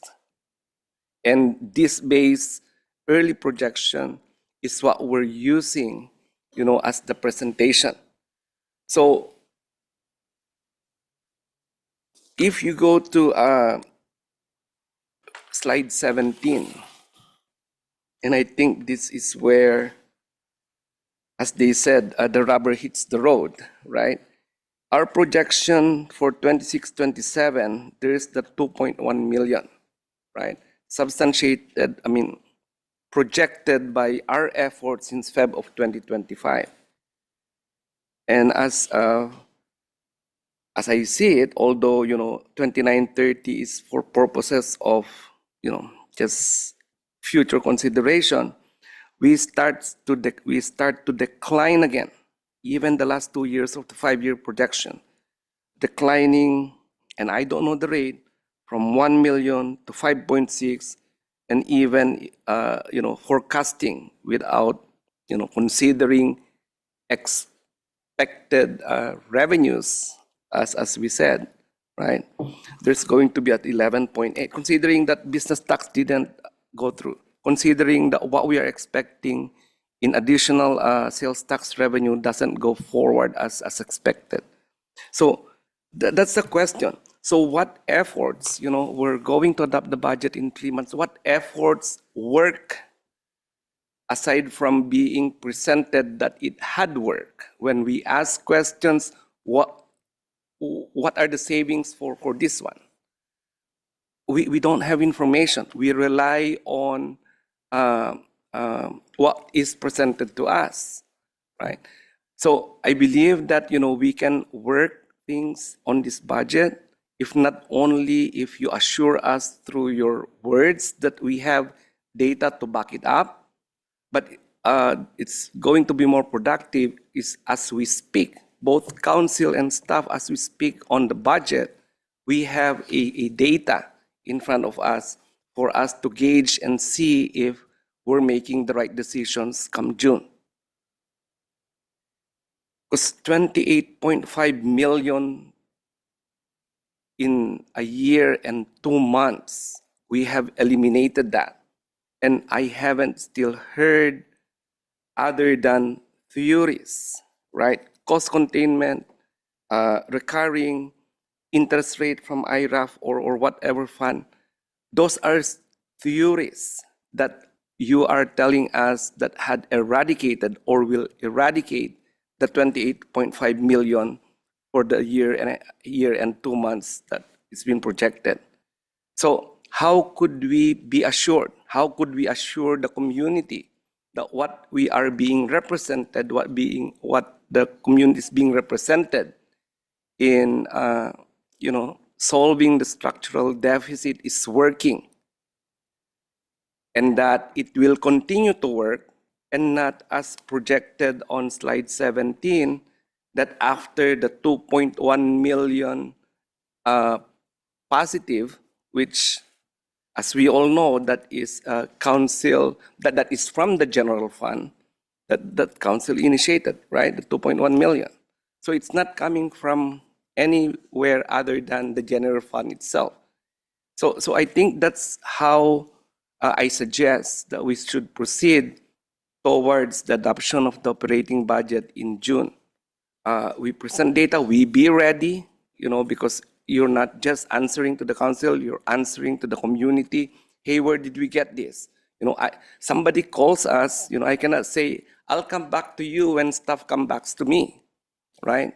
Because it's a different gauge when you are on the grassroots than making the policy decisions. So I believe that, when we are fed with the right information, the correct data, and the right formula, then that's a more productive and more decisive way to adopt a budget in June. Those deficiencies I've been, asking ever since, even before we started the budget. So that's the comment. Last comment. Last comment is, since June, we know where we're gonna get sources to solve the projected 28.5 million deficiency. What is lacking, not lacking partially, right, is the sales tax and usage. All we have been looking at are things outside of, other than, of course, the interest we generate from funds, are those that are things that we may control. Sales tax, TOT, and those things we can control. Then I'm going to throw that back to our economic development department. What contribution we have been funding economic development department? What contribution? What data do we have, right, to encourage us from believing that efforts of the city is generating sales tax and it's increasing not only because of some measure that added 25% or some efforts that we have to increase sales tax revenue. The report I'm getting is we have an increase, but it's based on some measure. It's based on something that is not contingent to our efforts to sell Milpitas and generate sales tax. I think those information we want to hear, so that and the information that we've been asking to substantiate how we eliminated the 28.5 million. If we have that objectively, then we can rightfully decide what to do in June. Is June something that we rely on, or is June adopting of the operating budget is something that we formulated based on a good discussion and good data? And lastly, overtime. We knew already, right, that the overtime issue is mostly based on the staffing structure. That's why I've been asking information on that, so that if we cannot solve it through whatever measure, and it is a staffing issue, then the council would be able to formulate policy changes to address that. But until now, I haven't heard any explanation or information as to how does staffing structures affect overtime. I'm hearing side things, workers' comp, vacations, things like that. But these factors are things that beyond our control. What I'm looking at as a solution is, if indeed the issue of overtime, especially fire, is because of a policy consideration, present that policy to us and let's see. We will balance what is appropriate to see if there can be some policy changes that we can control to address the issue of overtime. Not only fire, maybe the other departments. But what I'm saying is, if we can't solve it on a level that we're discussing, maybe the solution is on a policy consideration, and this council have the power to change those policies if need to.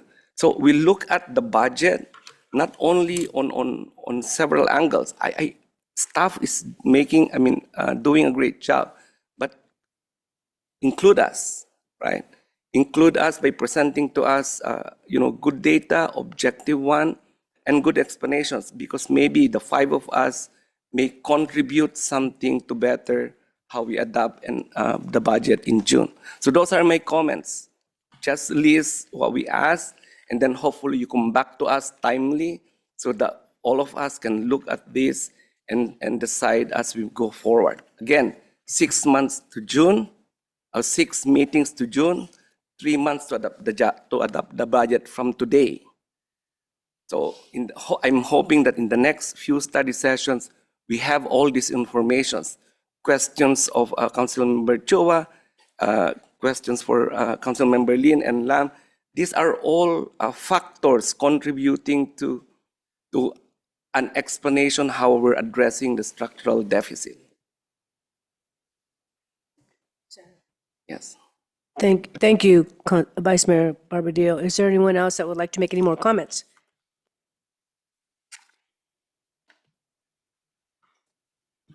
Anyone? Okay. We have, Lam, did you have a question?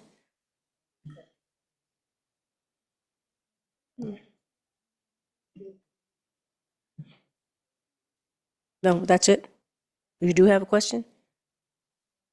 Yeah, you might want to press your there. Yeah. If I may, with all due respect, Mayor Montano, before I respond to we respond to Councilmember Lon's question, can I address a couple of the points? Yes, sure. That Vice Mayor Barbadillo brought forward? I do want to assure you, I hear note-taking to my left, and 2 people. I also hear note-taking behind me. And so we are actually taking very good notes. The other thing I will tell you that certainly, yes, the 2.1 million is an artifact of the fact that the council did give us 2.7 million in reserves, and also, in reality, the $800,000 that is coming out of a reduction of monies to the city manager's unanticipated fund. So together, those are 3.5. That would be a 3.5 swing. So that's not meant to be hidden or and any of that. The benefit of having done a hybrid zero-based budget, and the benefit of having transitioned from a less informative financial system to a more transparent and a system that can allow us to provide more information, is that we do have information on what's transitioned from prior budgets to this budget. So we do have that information, and we'll present that to you in a consolidated fashion over the next number of presentations that we have. But we do take very seriously, the budget itself is a strategic document. It is a policy in and of itself. And that is the direction that the council gives us each, and especially certainly at this time of the year, and certainly every single Tuesday that we talk to you. And so we hear you. We, as far as the overtime and the organizational assessments, I will defer to the city manager's office to provide you timing with that. But we can certainly give you the financial information that you need and discuss that in a level of detail that I believe that you'll be comfortable with, because it is an outstanding thing. I will tell you one number that we have. This year in FY 26-27, we were able to legitimately transfer to other funds that are not the general fund about $16.3 million between salaries and benefits. And this was not a shuffling of the cards. Effectively, there were activities being performed and other funds and other activities such as water, enterprise, other funds like that, even water, sewer, and everything else that were not charged appropriately in the past. I'm not going to speak to how it was done in the past, but this year we have a very clear, distinguished path, to be blunt down to the penny, of what is being allocated to those other funds. So that's another mechanism that you're seeing the results. But we can bring that level of detail back to you. We commit to, on behalf of the city manager, so we can get to council members' Lambs, we are committing to provide you much more detail over the next coming months. And Acting City Manager, would you like to add anything to that before we answer Councilmember M's question? I think we're good. Unless you have a question in there.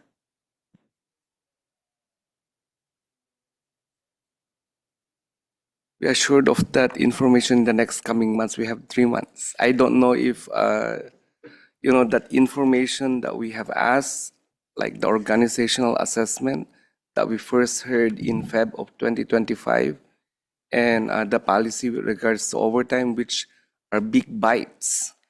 with regards to our discussion about the budget will come in time. So I hope that few months comes in a month, just so that it takes us a month to digest, discuss, and be ready on the third month for the June adoption. Unless you tell us that that's not necessary to adopt the budget in June. Yeah, I think that's accurate to the timeline that was shared with council last Tuesday on the Gantt charts. I think it's March, mid to end of March at the latest, that we could expect those. So I think that was delivered to council as far as the timeline. And to the best of my knowledge, I think we're a little bit ahead of schedule on each of those. So I'm optimistic that. Correct. We should have the data by the end of March, and so shortly thereafter, we'll start sharing that in briefings with council members. So you'll have that information as you're making budget deliberations. Okay. And Vice Mayor, I want to thank you for your comments, and I welcome them. You know that. So we all do. So thank you very much. It gives us direction, which is good. Appreciate the information too and the comments. We both learn for this city. Yeah. Right. Thank you. Okay, thank you very much. Is there anyone else that would like to make any more comments? We have Councilmember Chua. Thank you, Mayor. I don't know if anybody else is done with questions. I would like to request Assistant City Manager, can you please enumerate the ask from all of us if you have it? Sure. Thank you. Do you want to do that now or maybe wait to? Are you, I can do that now. That's fine. So, and then if there's others, I can. Yeah, I think I'll go one more round, ask, I think we have Councilmember Lamb. Should I? Wait Sorry, till- I want to, Councilmember Chu, would you like me to respond now or wait till Councilmember Lamb's question? Okay, thank you. I'd like to go back to slide number 18. I just try to understand the, second column amended fiscal year 2025-26, and then expenditure is 150.9, and then the base for fiscal year 2026-2027 is lower than the current year.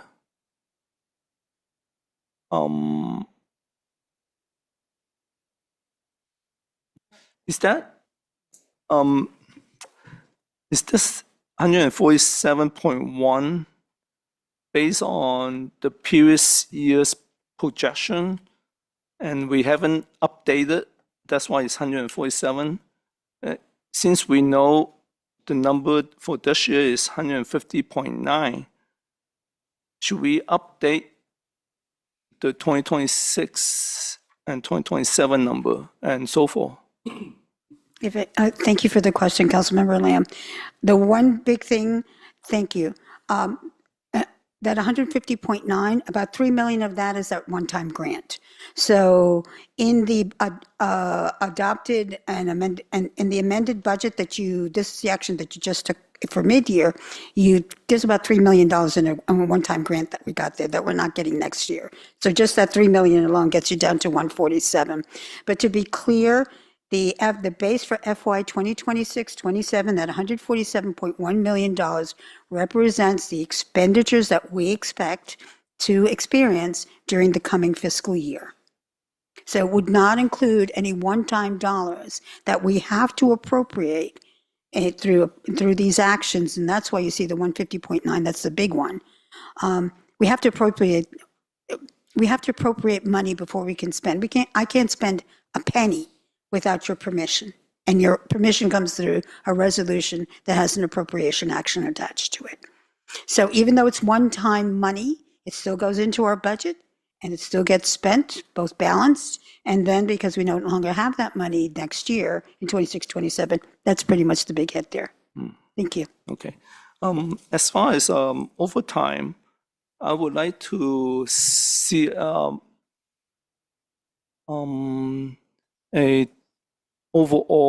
total dollar amount the city spent on overtime for all departments,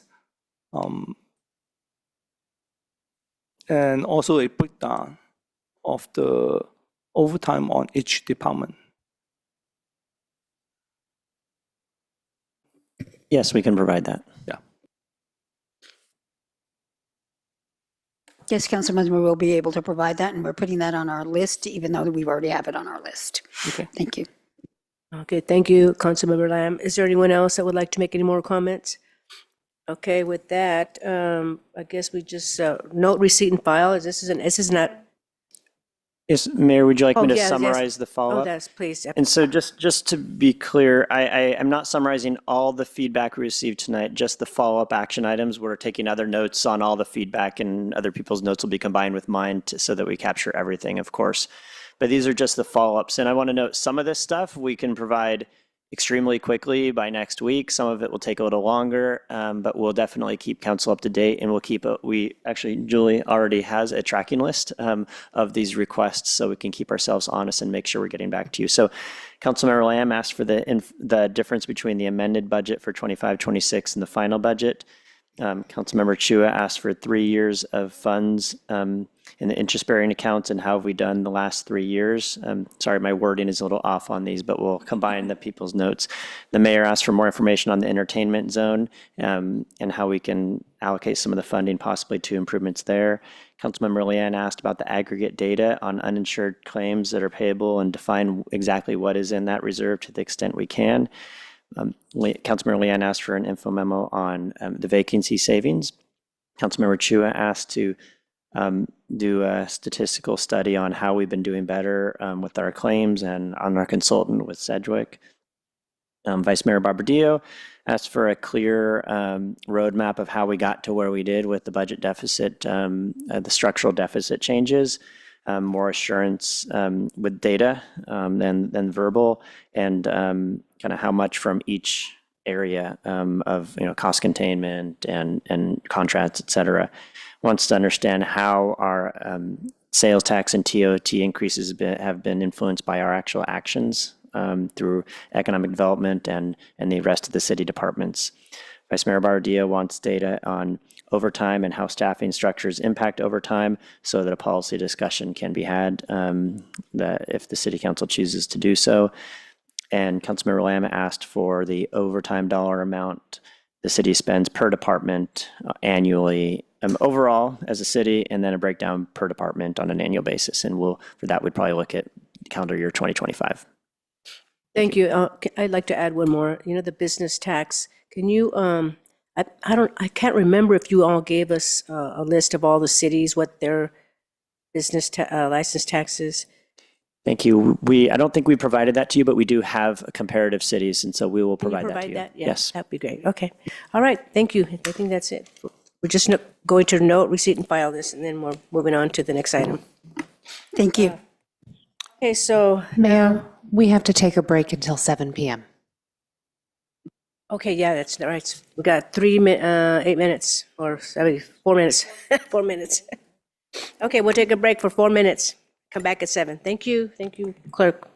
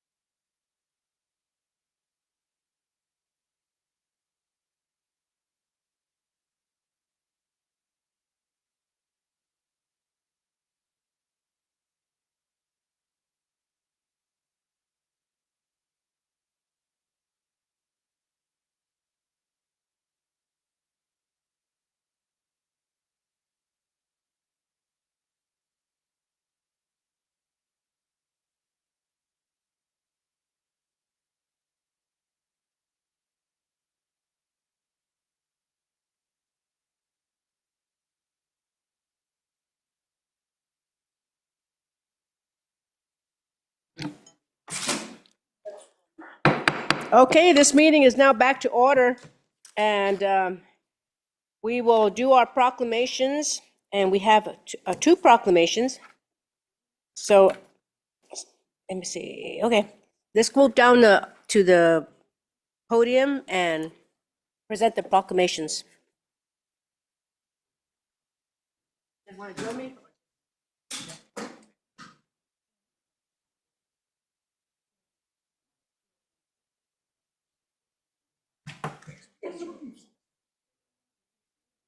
With the Red Cross, I bet. Oh, yeah, you got a red vest.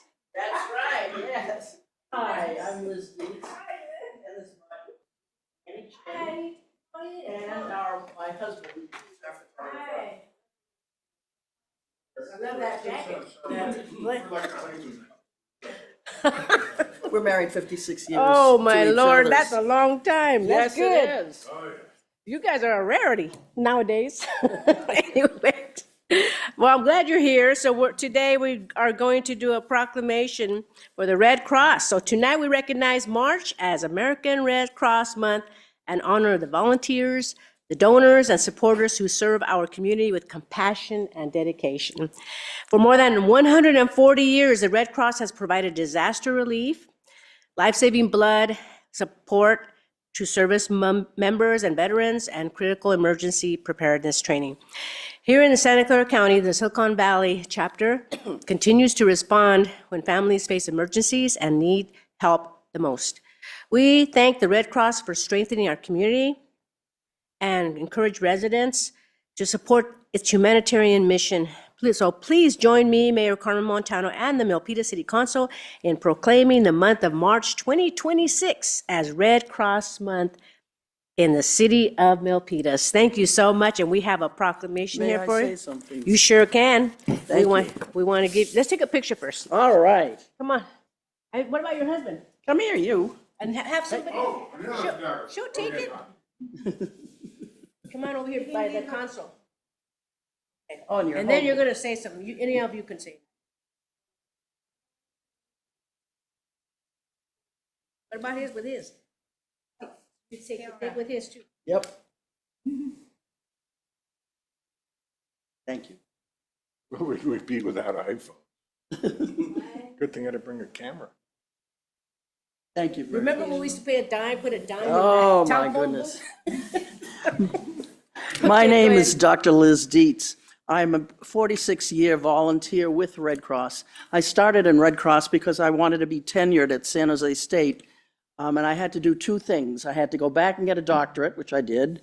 And I also had to work in the community because my field was community health nursing and public health, which I did. And after I got tenured, I just fell in love with it because it gave me grounding.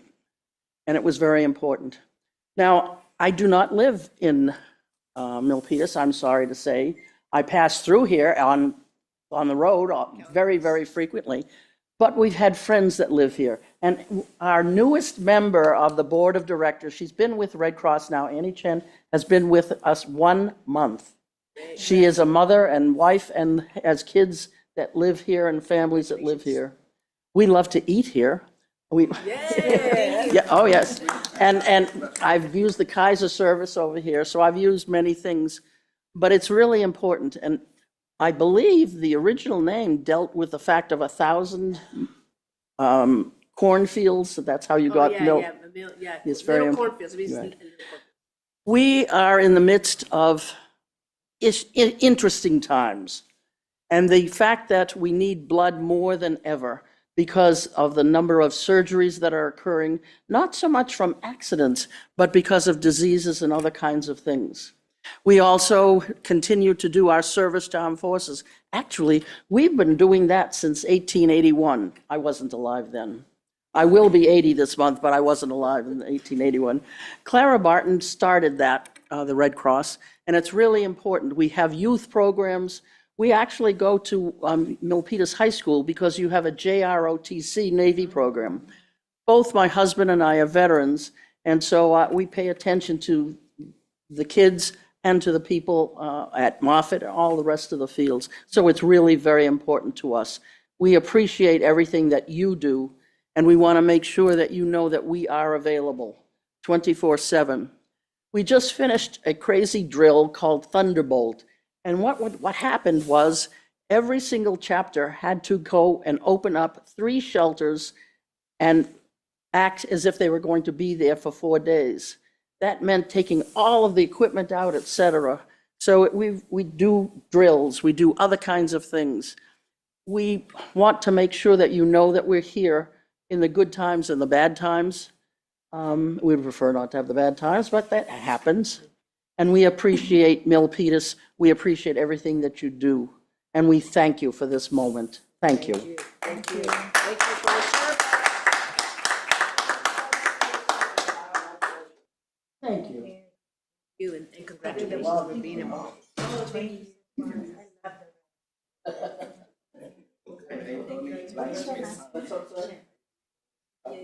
Very good. Yes. Thank you. I have leukemia, so I can't. Thank you. Thank you. Welcome. And don't forget to come back to Milpitas to visit us. Okay, all right. While you do your wonderful work, we get to go out. All right, let's do that. Now, we have now the proclamation for Youth Arts Month. Is there someone here to represent, to bring this Youth Arts Month's, to accept this Arts Month's proclamation? Mayor, I'll share this with the Office of Education. Okay, we will leave this here and you can take it with you. Thank you, everyone.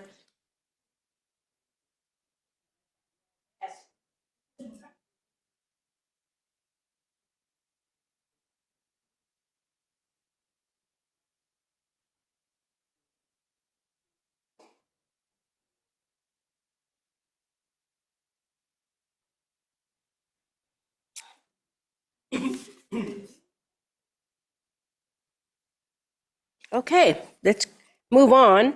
So before we adjourn to closed session, Acting City Attorney, please brief the public on the closed session items for today. Thank you, Mayor. You have 2 items on closed session. The first is conference with labor negotiator pursuant to Government Code Section 54957.6. The agency's designated representative is Rick Bolanos of LCW. The employee organizations are ProTech, MidCon, MEA, IAFF, MPOA, and unrepresented employees. The second item is conference with real property negotiators pursuant to Government Code Section 54956.8. The APNs for the property numbers are stated in the agenda. The agency's negotiators are Assistant City Manager Matt Kano. The negotiating parties are the City of Milpitas and the Milpitas Community Museum. Under negotiation are price and terms of payment. Okay, great, thank you. So now we will call for public comment on this item, and we will give you 2 minutes. Is there anyone from the public, any cards? I have no public speaker cards, Mayor. Anyone from the public that would like to come up and speak on the items that were announced on the closed session items? If not, let's move on to closed session. Okay.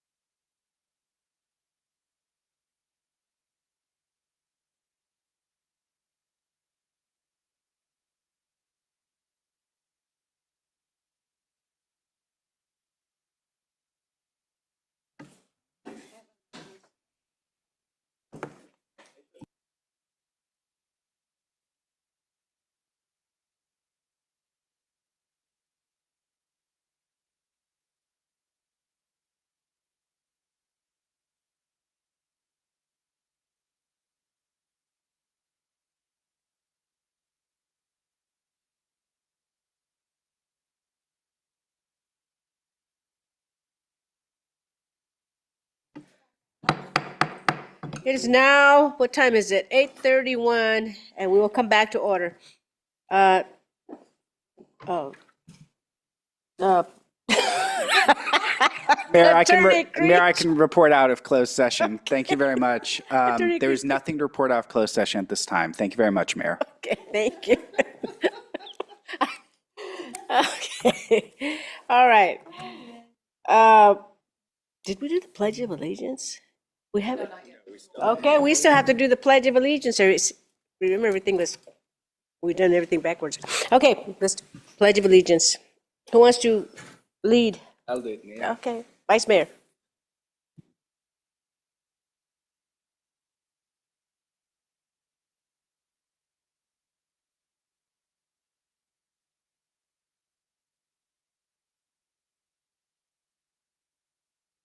Okay, great, thank you. All right, now invocation, Councilmember Chua.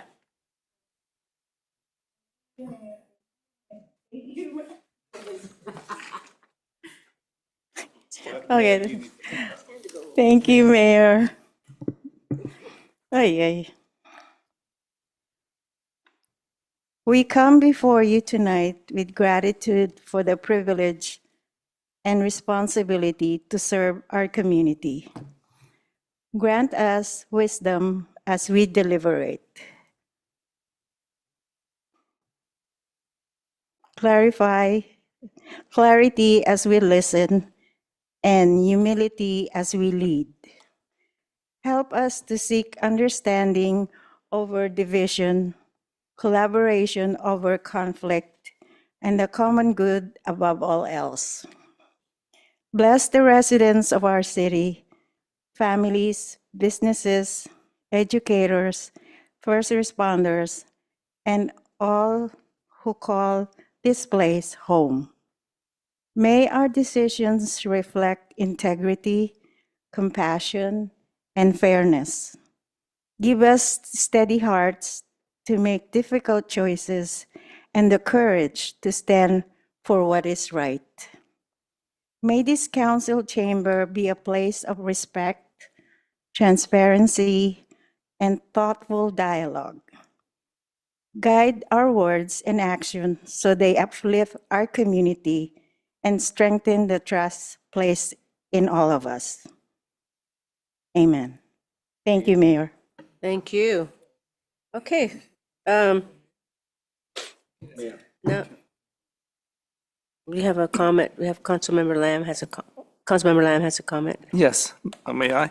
The first 15 days of Lunar New Year, also known as Spring Festival, each day carries special meaning and traditional in Chinese culture. The celebration begins on Lunar New Year Day and ends on the 15th day with the Lantern Festival. Tonight, we are celebrating the 15th day of the Lunar New Year, so-called Lantern Festival, a beautiful tradition that marks the close of this festive season. This day symbolizes reunion, harmony, and the first full moon of the year. As lanterns shine brightly, they remind us of the strength of family, the warmth of community, and the promise of the new beginning. Milpitas is proud to be the diverse and vibrant city where cultures and tradition are celebrated and shared. May this year bring good health, happiness, prosperity to you and your loved ones. Thank you. Thank you. But you know, I guess that could have been done during announcements. We're not in announcements yet. But that's okay, it's already over. Okay, so now let's move on to public forum. Members of the public are invited to speak on any item that does not appear on today's agenda. Please note that oral public comment may only be provided live at the city council meeting in person. Public forum will be limited to 2 minutes. Call for speakers, anybody? I have one public speaker card from Voltaire Montemayor. Welcome, Mr. Montemayor.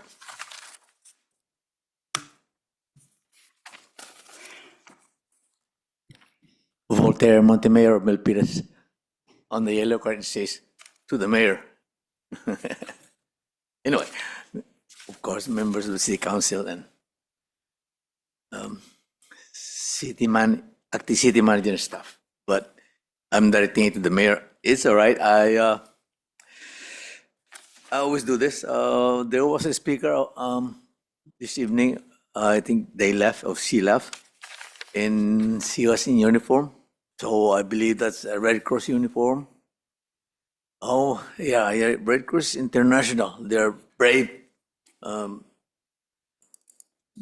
Those people, they are very brave people. I heard a portion a little bit, and I believe they always conduct a blood drive, and sometimes at St. John's. Youth Art Month, I don't know, but there was a proclamation. I believe there was a proclamation. I wasn't here yet. Simple art is valuable. It's a treasure. It symbolizes the great meaning, the past, present, and future. Just a little and simple mark or point could be a happiness for all and a savior for someone. Thank you. Okay, thank you very much. Okay, now moving on to the announcements of conflict of interest. Thank you, Mayor. I ask the mayor and each member of the Milpitas City Council to please disclose whether he or she has any financial or personal conflict of interest related to any of the items on tonight's agenda. Vice Mayor Barbadillo? Have none. Councilmember Chua? None. Councilmember Lamb? None. Councilmember Leanne? None. Mayor Montano? None. I further ask the mayor and each member of the Milpitas City Council to please disclose any campaign contributions of $100 or more received within the last 12 months from any of the parties entering into contracts with the city on tonight's agenda, or contributions received from development projects for development projects on tonight's agenda. Vice Mayor Barbadillo? None. Councilmember Chua? None. Councilmember Lamb? None. Councilmember Leanne? None. Mayor Montano? None. Let the record reflect no reported conflicts. Thank you very much, Mayor. Okay, thank you. So I will read the Milpitas City Code of Conduct. Be respectful and courteous. Words, tone, and body language do matter. Model civility. Avoid surprises. Praise publicly and criticize privately. Focus on the issue, not the person. Use electronic devices appropriately while on the council dais. Disclose conflict of interest and affiliations related to agenda items. Separate governing from campaigning. The council speaks with one voice after making policy on issues. Respect the line between policy and administration. Council will hold one another accountable to comply with this code of conduct. And now moving on to the approval of the agenda. Does anyone want to? Mayor, we took the approval of the agenda earlier today. Oh, so now we're going to do the consent calendar, sorry, just throw it out. So we'll need consent, anyone for the, would like to approve the consent calendar? Staff, do you have any changes? No changes. So we have Councilmember Lynn that has moved to accept the consent calendar, and we have Vice Mayor Barbadillo that seconded the consent calendar, so now we'll call. And then, now we'll Mayor, we need to call public- for public comment. Public comment. I have no public speaker cards. Anyone from the public? Seeing none, let's call for the motion. So that was the motion by Councilmember Oh, Leanne. yeah, sorry about that. And we'll call for the vote Call for the now. vote, that's what I meant. Vice Mayor Barbadillo? Aye. Councilmember Chua? Aye. Councilmember Lamb? Aye. Councilmember Leanne? Aye. Mayor Montano? And I'm an aye. Okay, so that consent calendar has been approved. And so then now moving on to public hearings. So we have city manager. Thank you, Mayor. For a public hearing, what we have for council, item number 10, is to conduct the 2026 weed abatement public hearing and adopt a resolution to abate the weeds. Today we have with us Deputy Fire Chief and Fire Marshal Belton to present on the item. Good evening, Mayor, Council, Arthur Belton, Deputy Chief, functioning as your Fire Marshal here in the city of Milpitas. And I'm going to see some slides hopefully come up. I'm here to present on the weed abatement program. Next slide, please.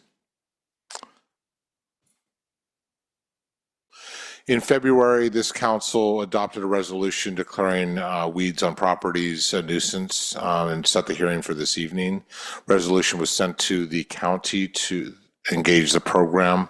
Notice for this public hearing was sent to the city clerk's office for publication in the local newspaper, as well as being mailed to individual property owners from my office. Next slide, please.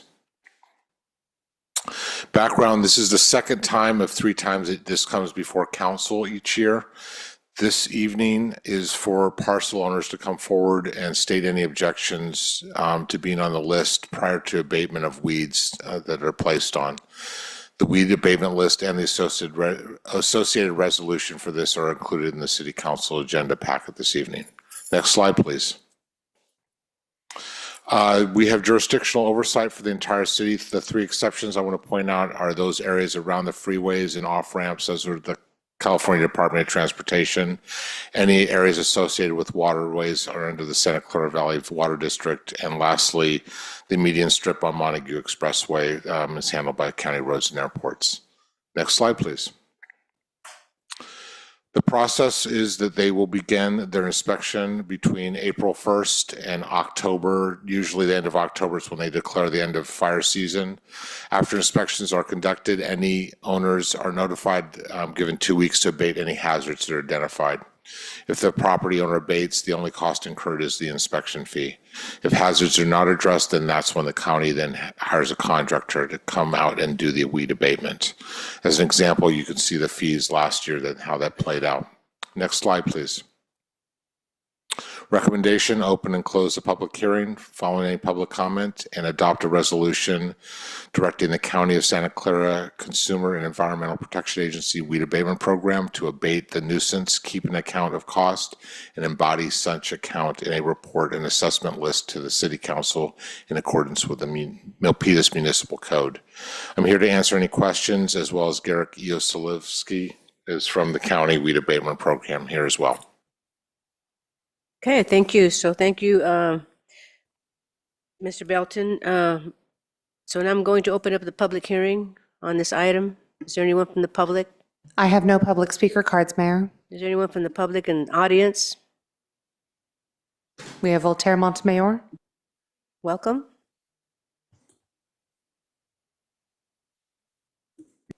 Name was mentioned from Milpitas. This is Voltaire Montemayor. Yeah, I always admire or commend the fire department and the city, for I believe they always understand the side of the people having this weed by their lot, and I think I've seen the future, and it's not much a problem in Milpitas. So, thank you, Chief. Okay, thank you. And we will go ahead and close the public hearing. And then again, thank you, Fire Marshal Belton. And we will have council discussion on this item. If not, then we can ask for a motion. We have William, Councilmember Lamb. Just one quick question, just to educate me. What's the minimum height of the weed? We look at 4 inches. We do not get out there with rulers, though. It's really looking at more of the landscape. Yeah. So is that, can you, 6 inches, my apologies. 6 inches. Wow. But it's, to be clear, they're not going out there with rulers and measuring. It's more looking at a larger landscape, and that's sort of differential. So,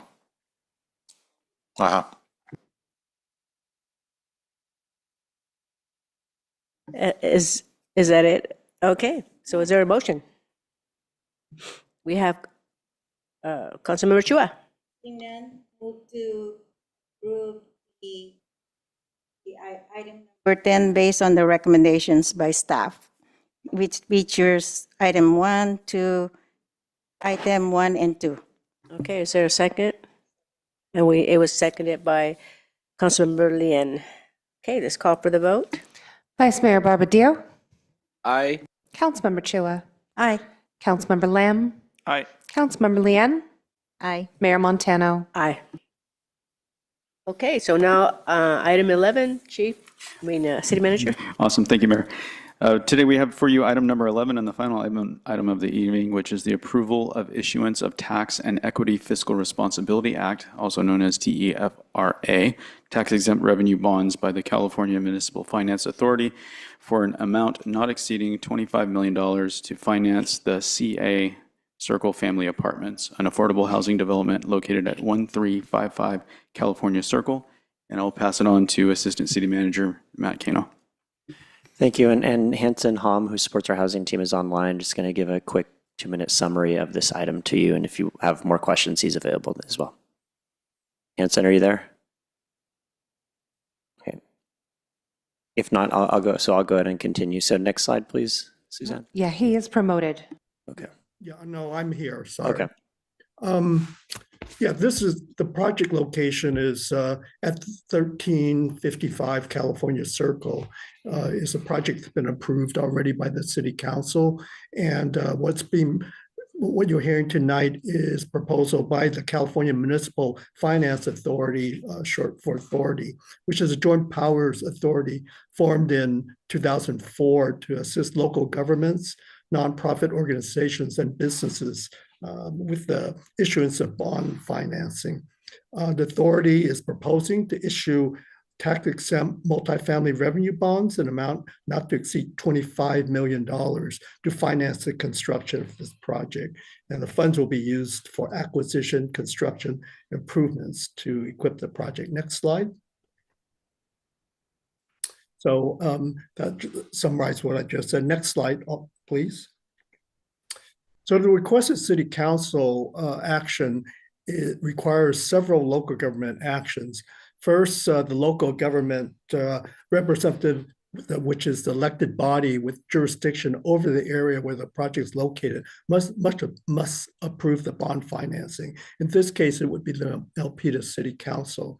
The designated government representative also needs to hold what's called TEFRA public hearing, which was noticed earlier this month on February the 18th, and then also approve the resolution that's attached to the staff report. Next slide. So the bond repayment responsibility is really the sole responsibility of the borrower and developer. The city has no jurisdiction or no part of the, not a party to the agreement. And further, the city will not have any financial, legal, moral obligation, liability, or responsibility for the finance project or the repayment of the bonds. However, the city will receive a portion of the bond issuance fee of about $13,500. Next slide. So just real quickly, the Family Circle Apartments was approved by the city council, the amended project just last year, a little less than a year ago. The developer of the project of these apartments is the California Circle Family Apartments LP, which is a parent company of Waterford Properties Company. They're actually a fairly large development company that's done both full market rate, affordable housing, as well as owning and managing many commercial properties. And certainly this project contributes to the city's goal for new affordable housing. Next slide. So just real quickly, this project, as I mentioned, is part of a larger project that includes 131 townhomes. However, the bond financing only covers these affordable units in this apartment project. Next slide. So just real quick, the apartments include 75 very low and low income units, which represent slightly over 36% of the total units in the overall development. Next slide. So the recommendation before the council is to first conduct a public hearing on the requirements of the TEFRA Act.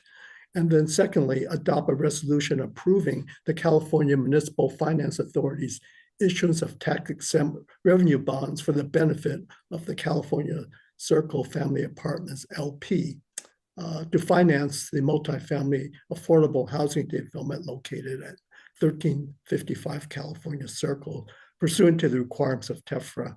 Might also mention that the resolution does include a CEQA finding that the project is exempt from the California Environmental Quality Act. And with that, that concludes my presentation. Happy to answer any questions. Okay, great. Thank you so much. Are there any questions? Actually, I need to go to public hearing first. Is there anyone in the public? I have no public speaker cards, Mayor. Okay, anyone from the public? Seeing none? Okay, we do have Mr. Montemayor again. Thank you. I think my name is on record now. Yeah, I always go there at least twice a week. I have friends and relatives there. Down, either I get Milmont or the California Circle. It's an improving place.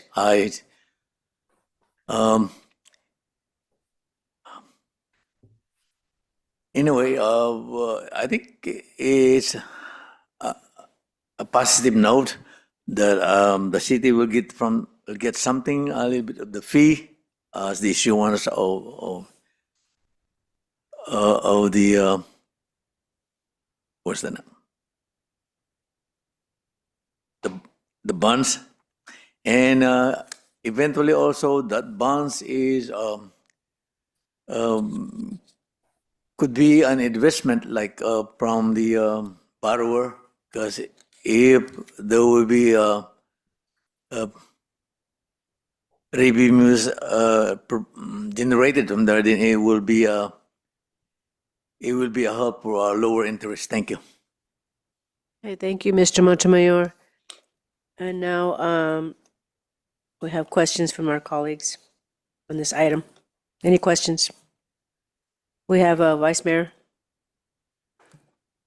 So this is a ministerial role of the city because it is within its jurisdiction, but the financial liability lies with the developer. Is that correct? That's correct. Right. So what will the city get out of this aside from the 13,500?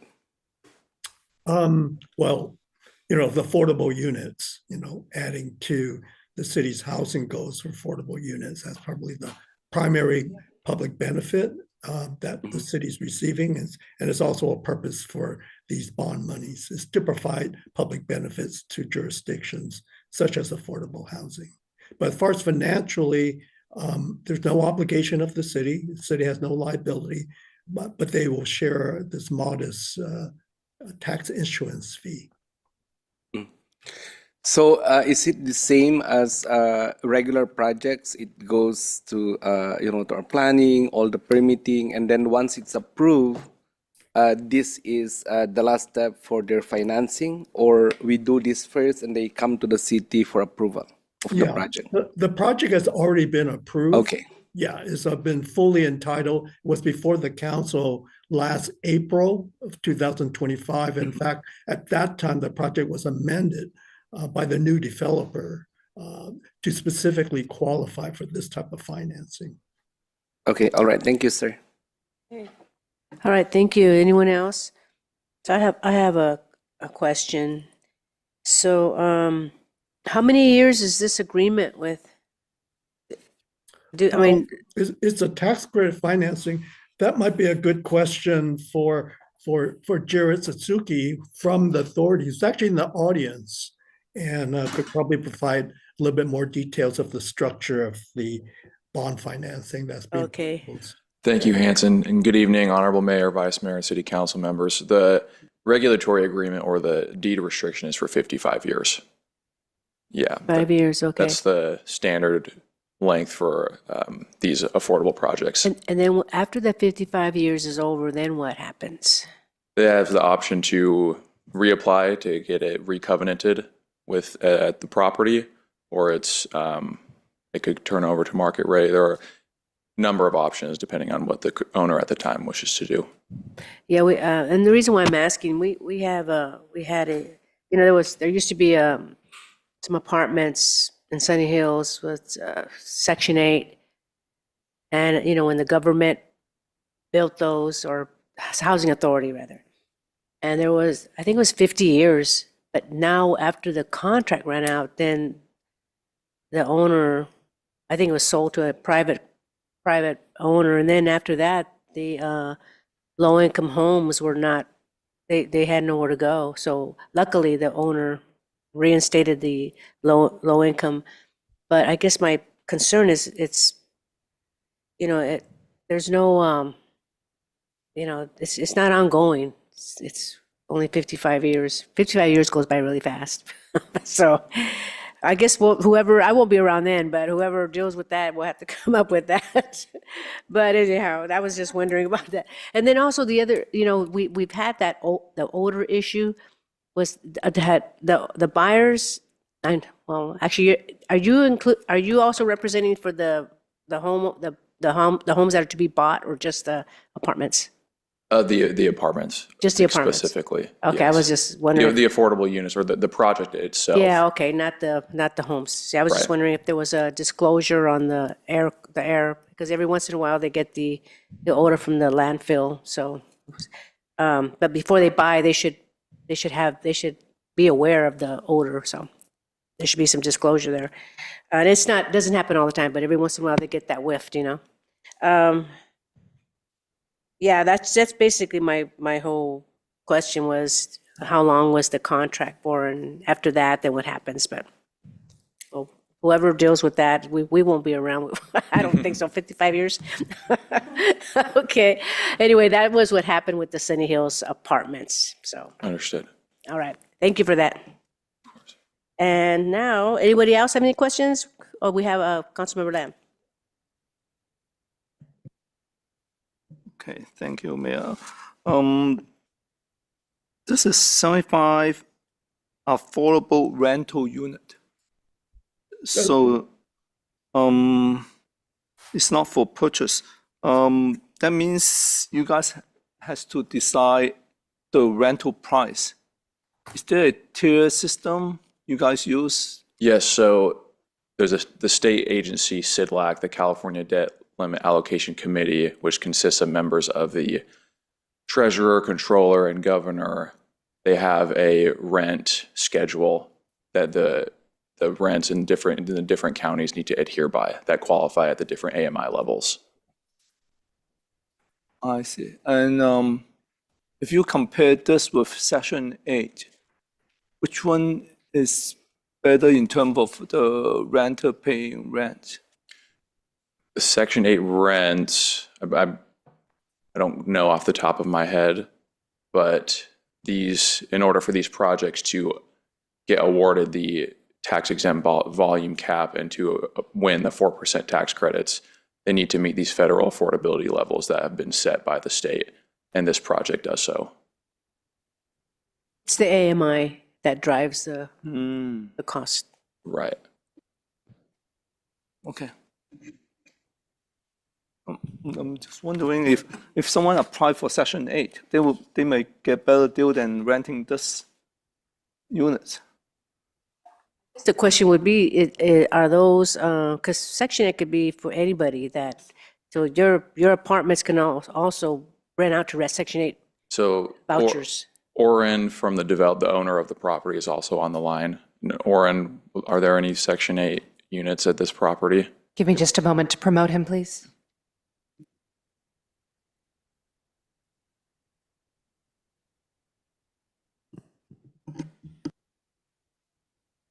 Oren should be joining in just a moment. Just an FYI, we can't change anything on the contract because it's already been approved. It's just for information only. So, but it's just good for us to know. Yeah. Just Absolutely. Good evening, council. Can you guys hear me? Okay. yeah. Good evening, City Council and Honorable Mayor. Thank you guys for the time. Yeah, as Jared was mentioning earlier, just to answer some of the questions. So currently there are no Section 8 vouchers assumed in the project. On the project-based voucher side, there could potentially be tenant-based vouchers who come and would like to rent the units. And the mix of AMI at the project is anywhere between 30% AMI to 70% AMI. Okay, are you done? Okay, well, I Okay. guess we're done. Oh, one more question. Sure. So, because there's quite a few people that call me and their rents have been increased and they're, really, I guess, hurting. And so, who will they go to if they want to apply for these affordable rental units? Yeah, absolutely. So we actually will have a pre-leasing and marketing plan that we will share and work with the city with Hanson on probably about 3 to 6 months before we begin lease up. And that, and another thing, Mayor, is we will also have a local preference for employees of the Milpitas Unified School District Oh, great. for the project. So we were working hand in hand with planning with Jay Lee and kind of, coming up with the best marketing strategy for the project to serve the public. And now we've been working closely with Betty Chan and the building department, engineering department in plan check with the target construction start date of June of this year. So the project is really progressing forward well. If I could just add to that, we've drafted a affordable housing and regulatory agreement for this project that's undergoing internal staff review. So this agreement will spell out all the city requirements for the project as required under the city's inclusionary housing ordinance and the approved entitlements. Thank you. We are so grateful that this developer is building affordable housing that's real affordable housing, that's low to low, because it's hard for a lot of people to find housing, and it's going to help our housing element as well. So we're really happy that this project is going through. So with that, Absolutely. does anybody would like to make a motion to accept, or anyone have any more questions? We have Vice Mayor.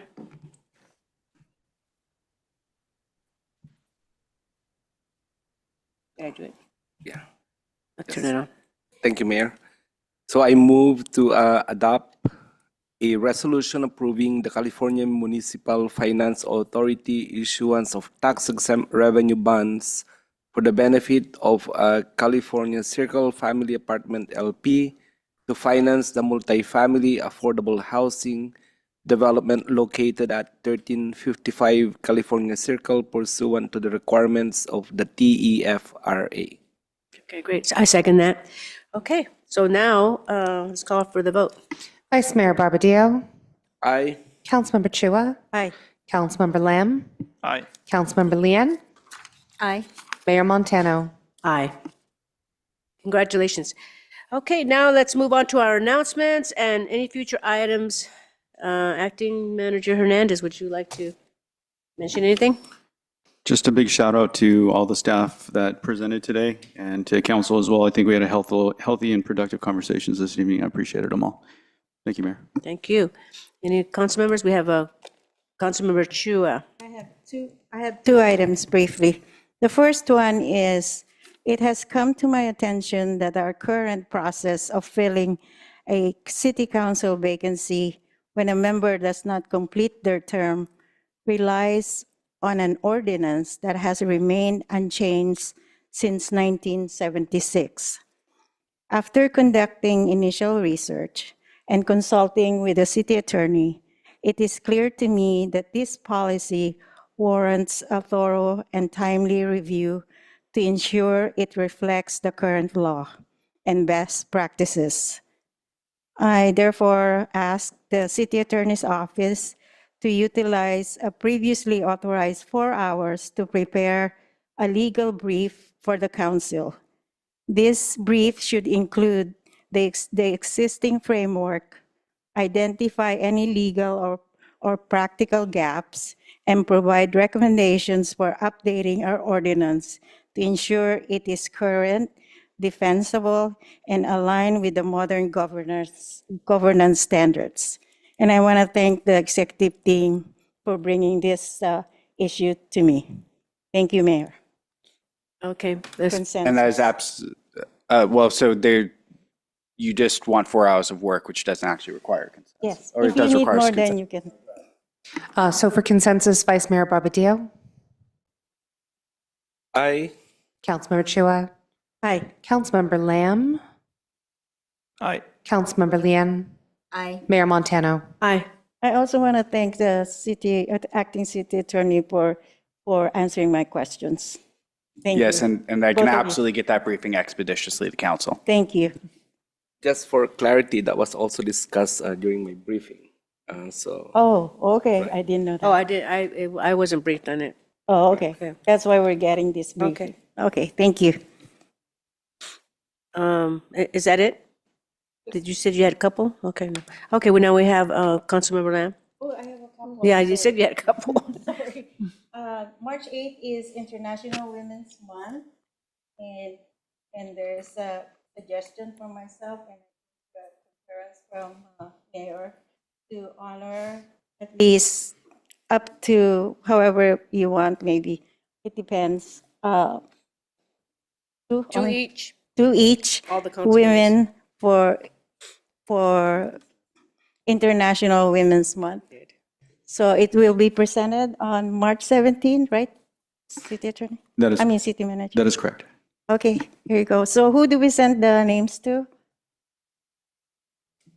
Matt? It'll be, Send them to, I'll be off next week, so send them to Julie. Julie? We'll get you an email. Julie will send you an email tomorrow with, on this. Awesome. Thank you both. Thank you, Mayor. Do we need a consensus on that? you do not. Okay. Anyone else have any announcements? We have Councilmember Lamb. Yes, I'm currently the liaison for Science, Technology, and Innovation Commission. A number of people has approached me saying the name is too long and some doesn't remember the names. So I brought this to the commission on our last meeting, and we have consensus of most of the commissions agree. Well, actually, all the commissioner agreed to change the name, and I propose change it to Technology Commission, and all commissions agree to that.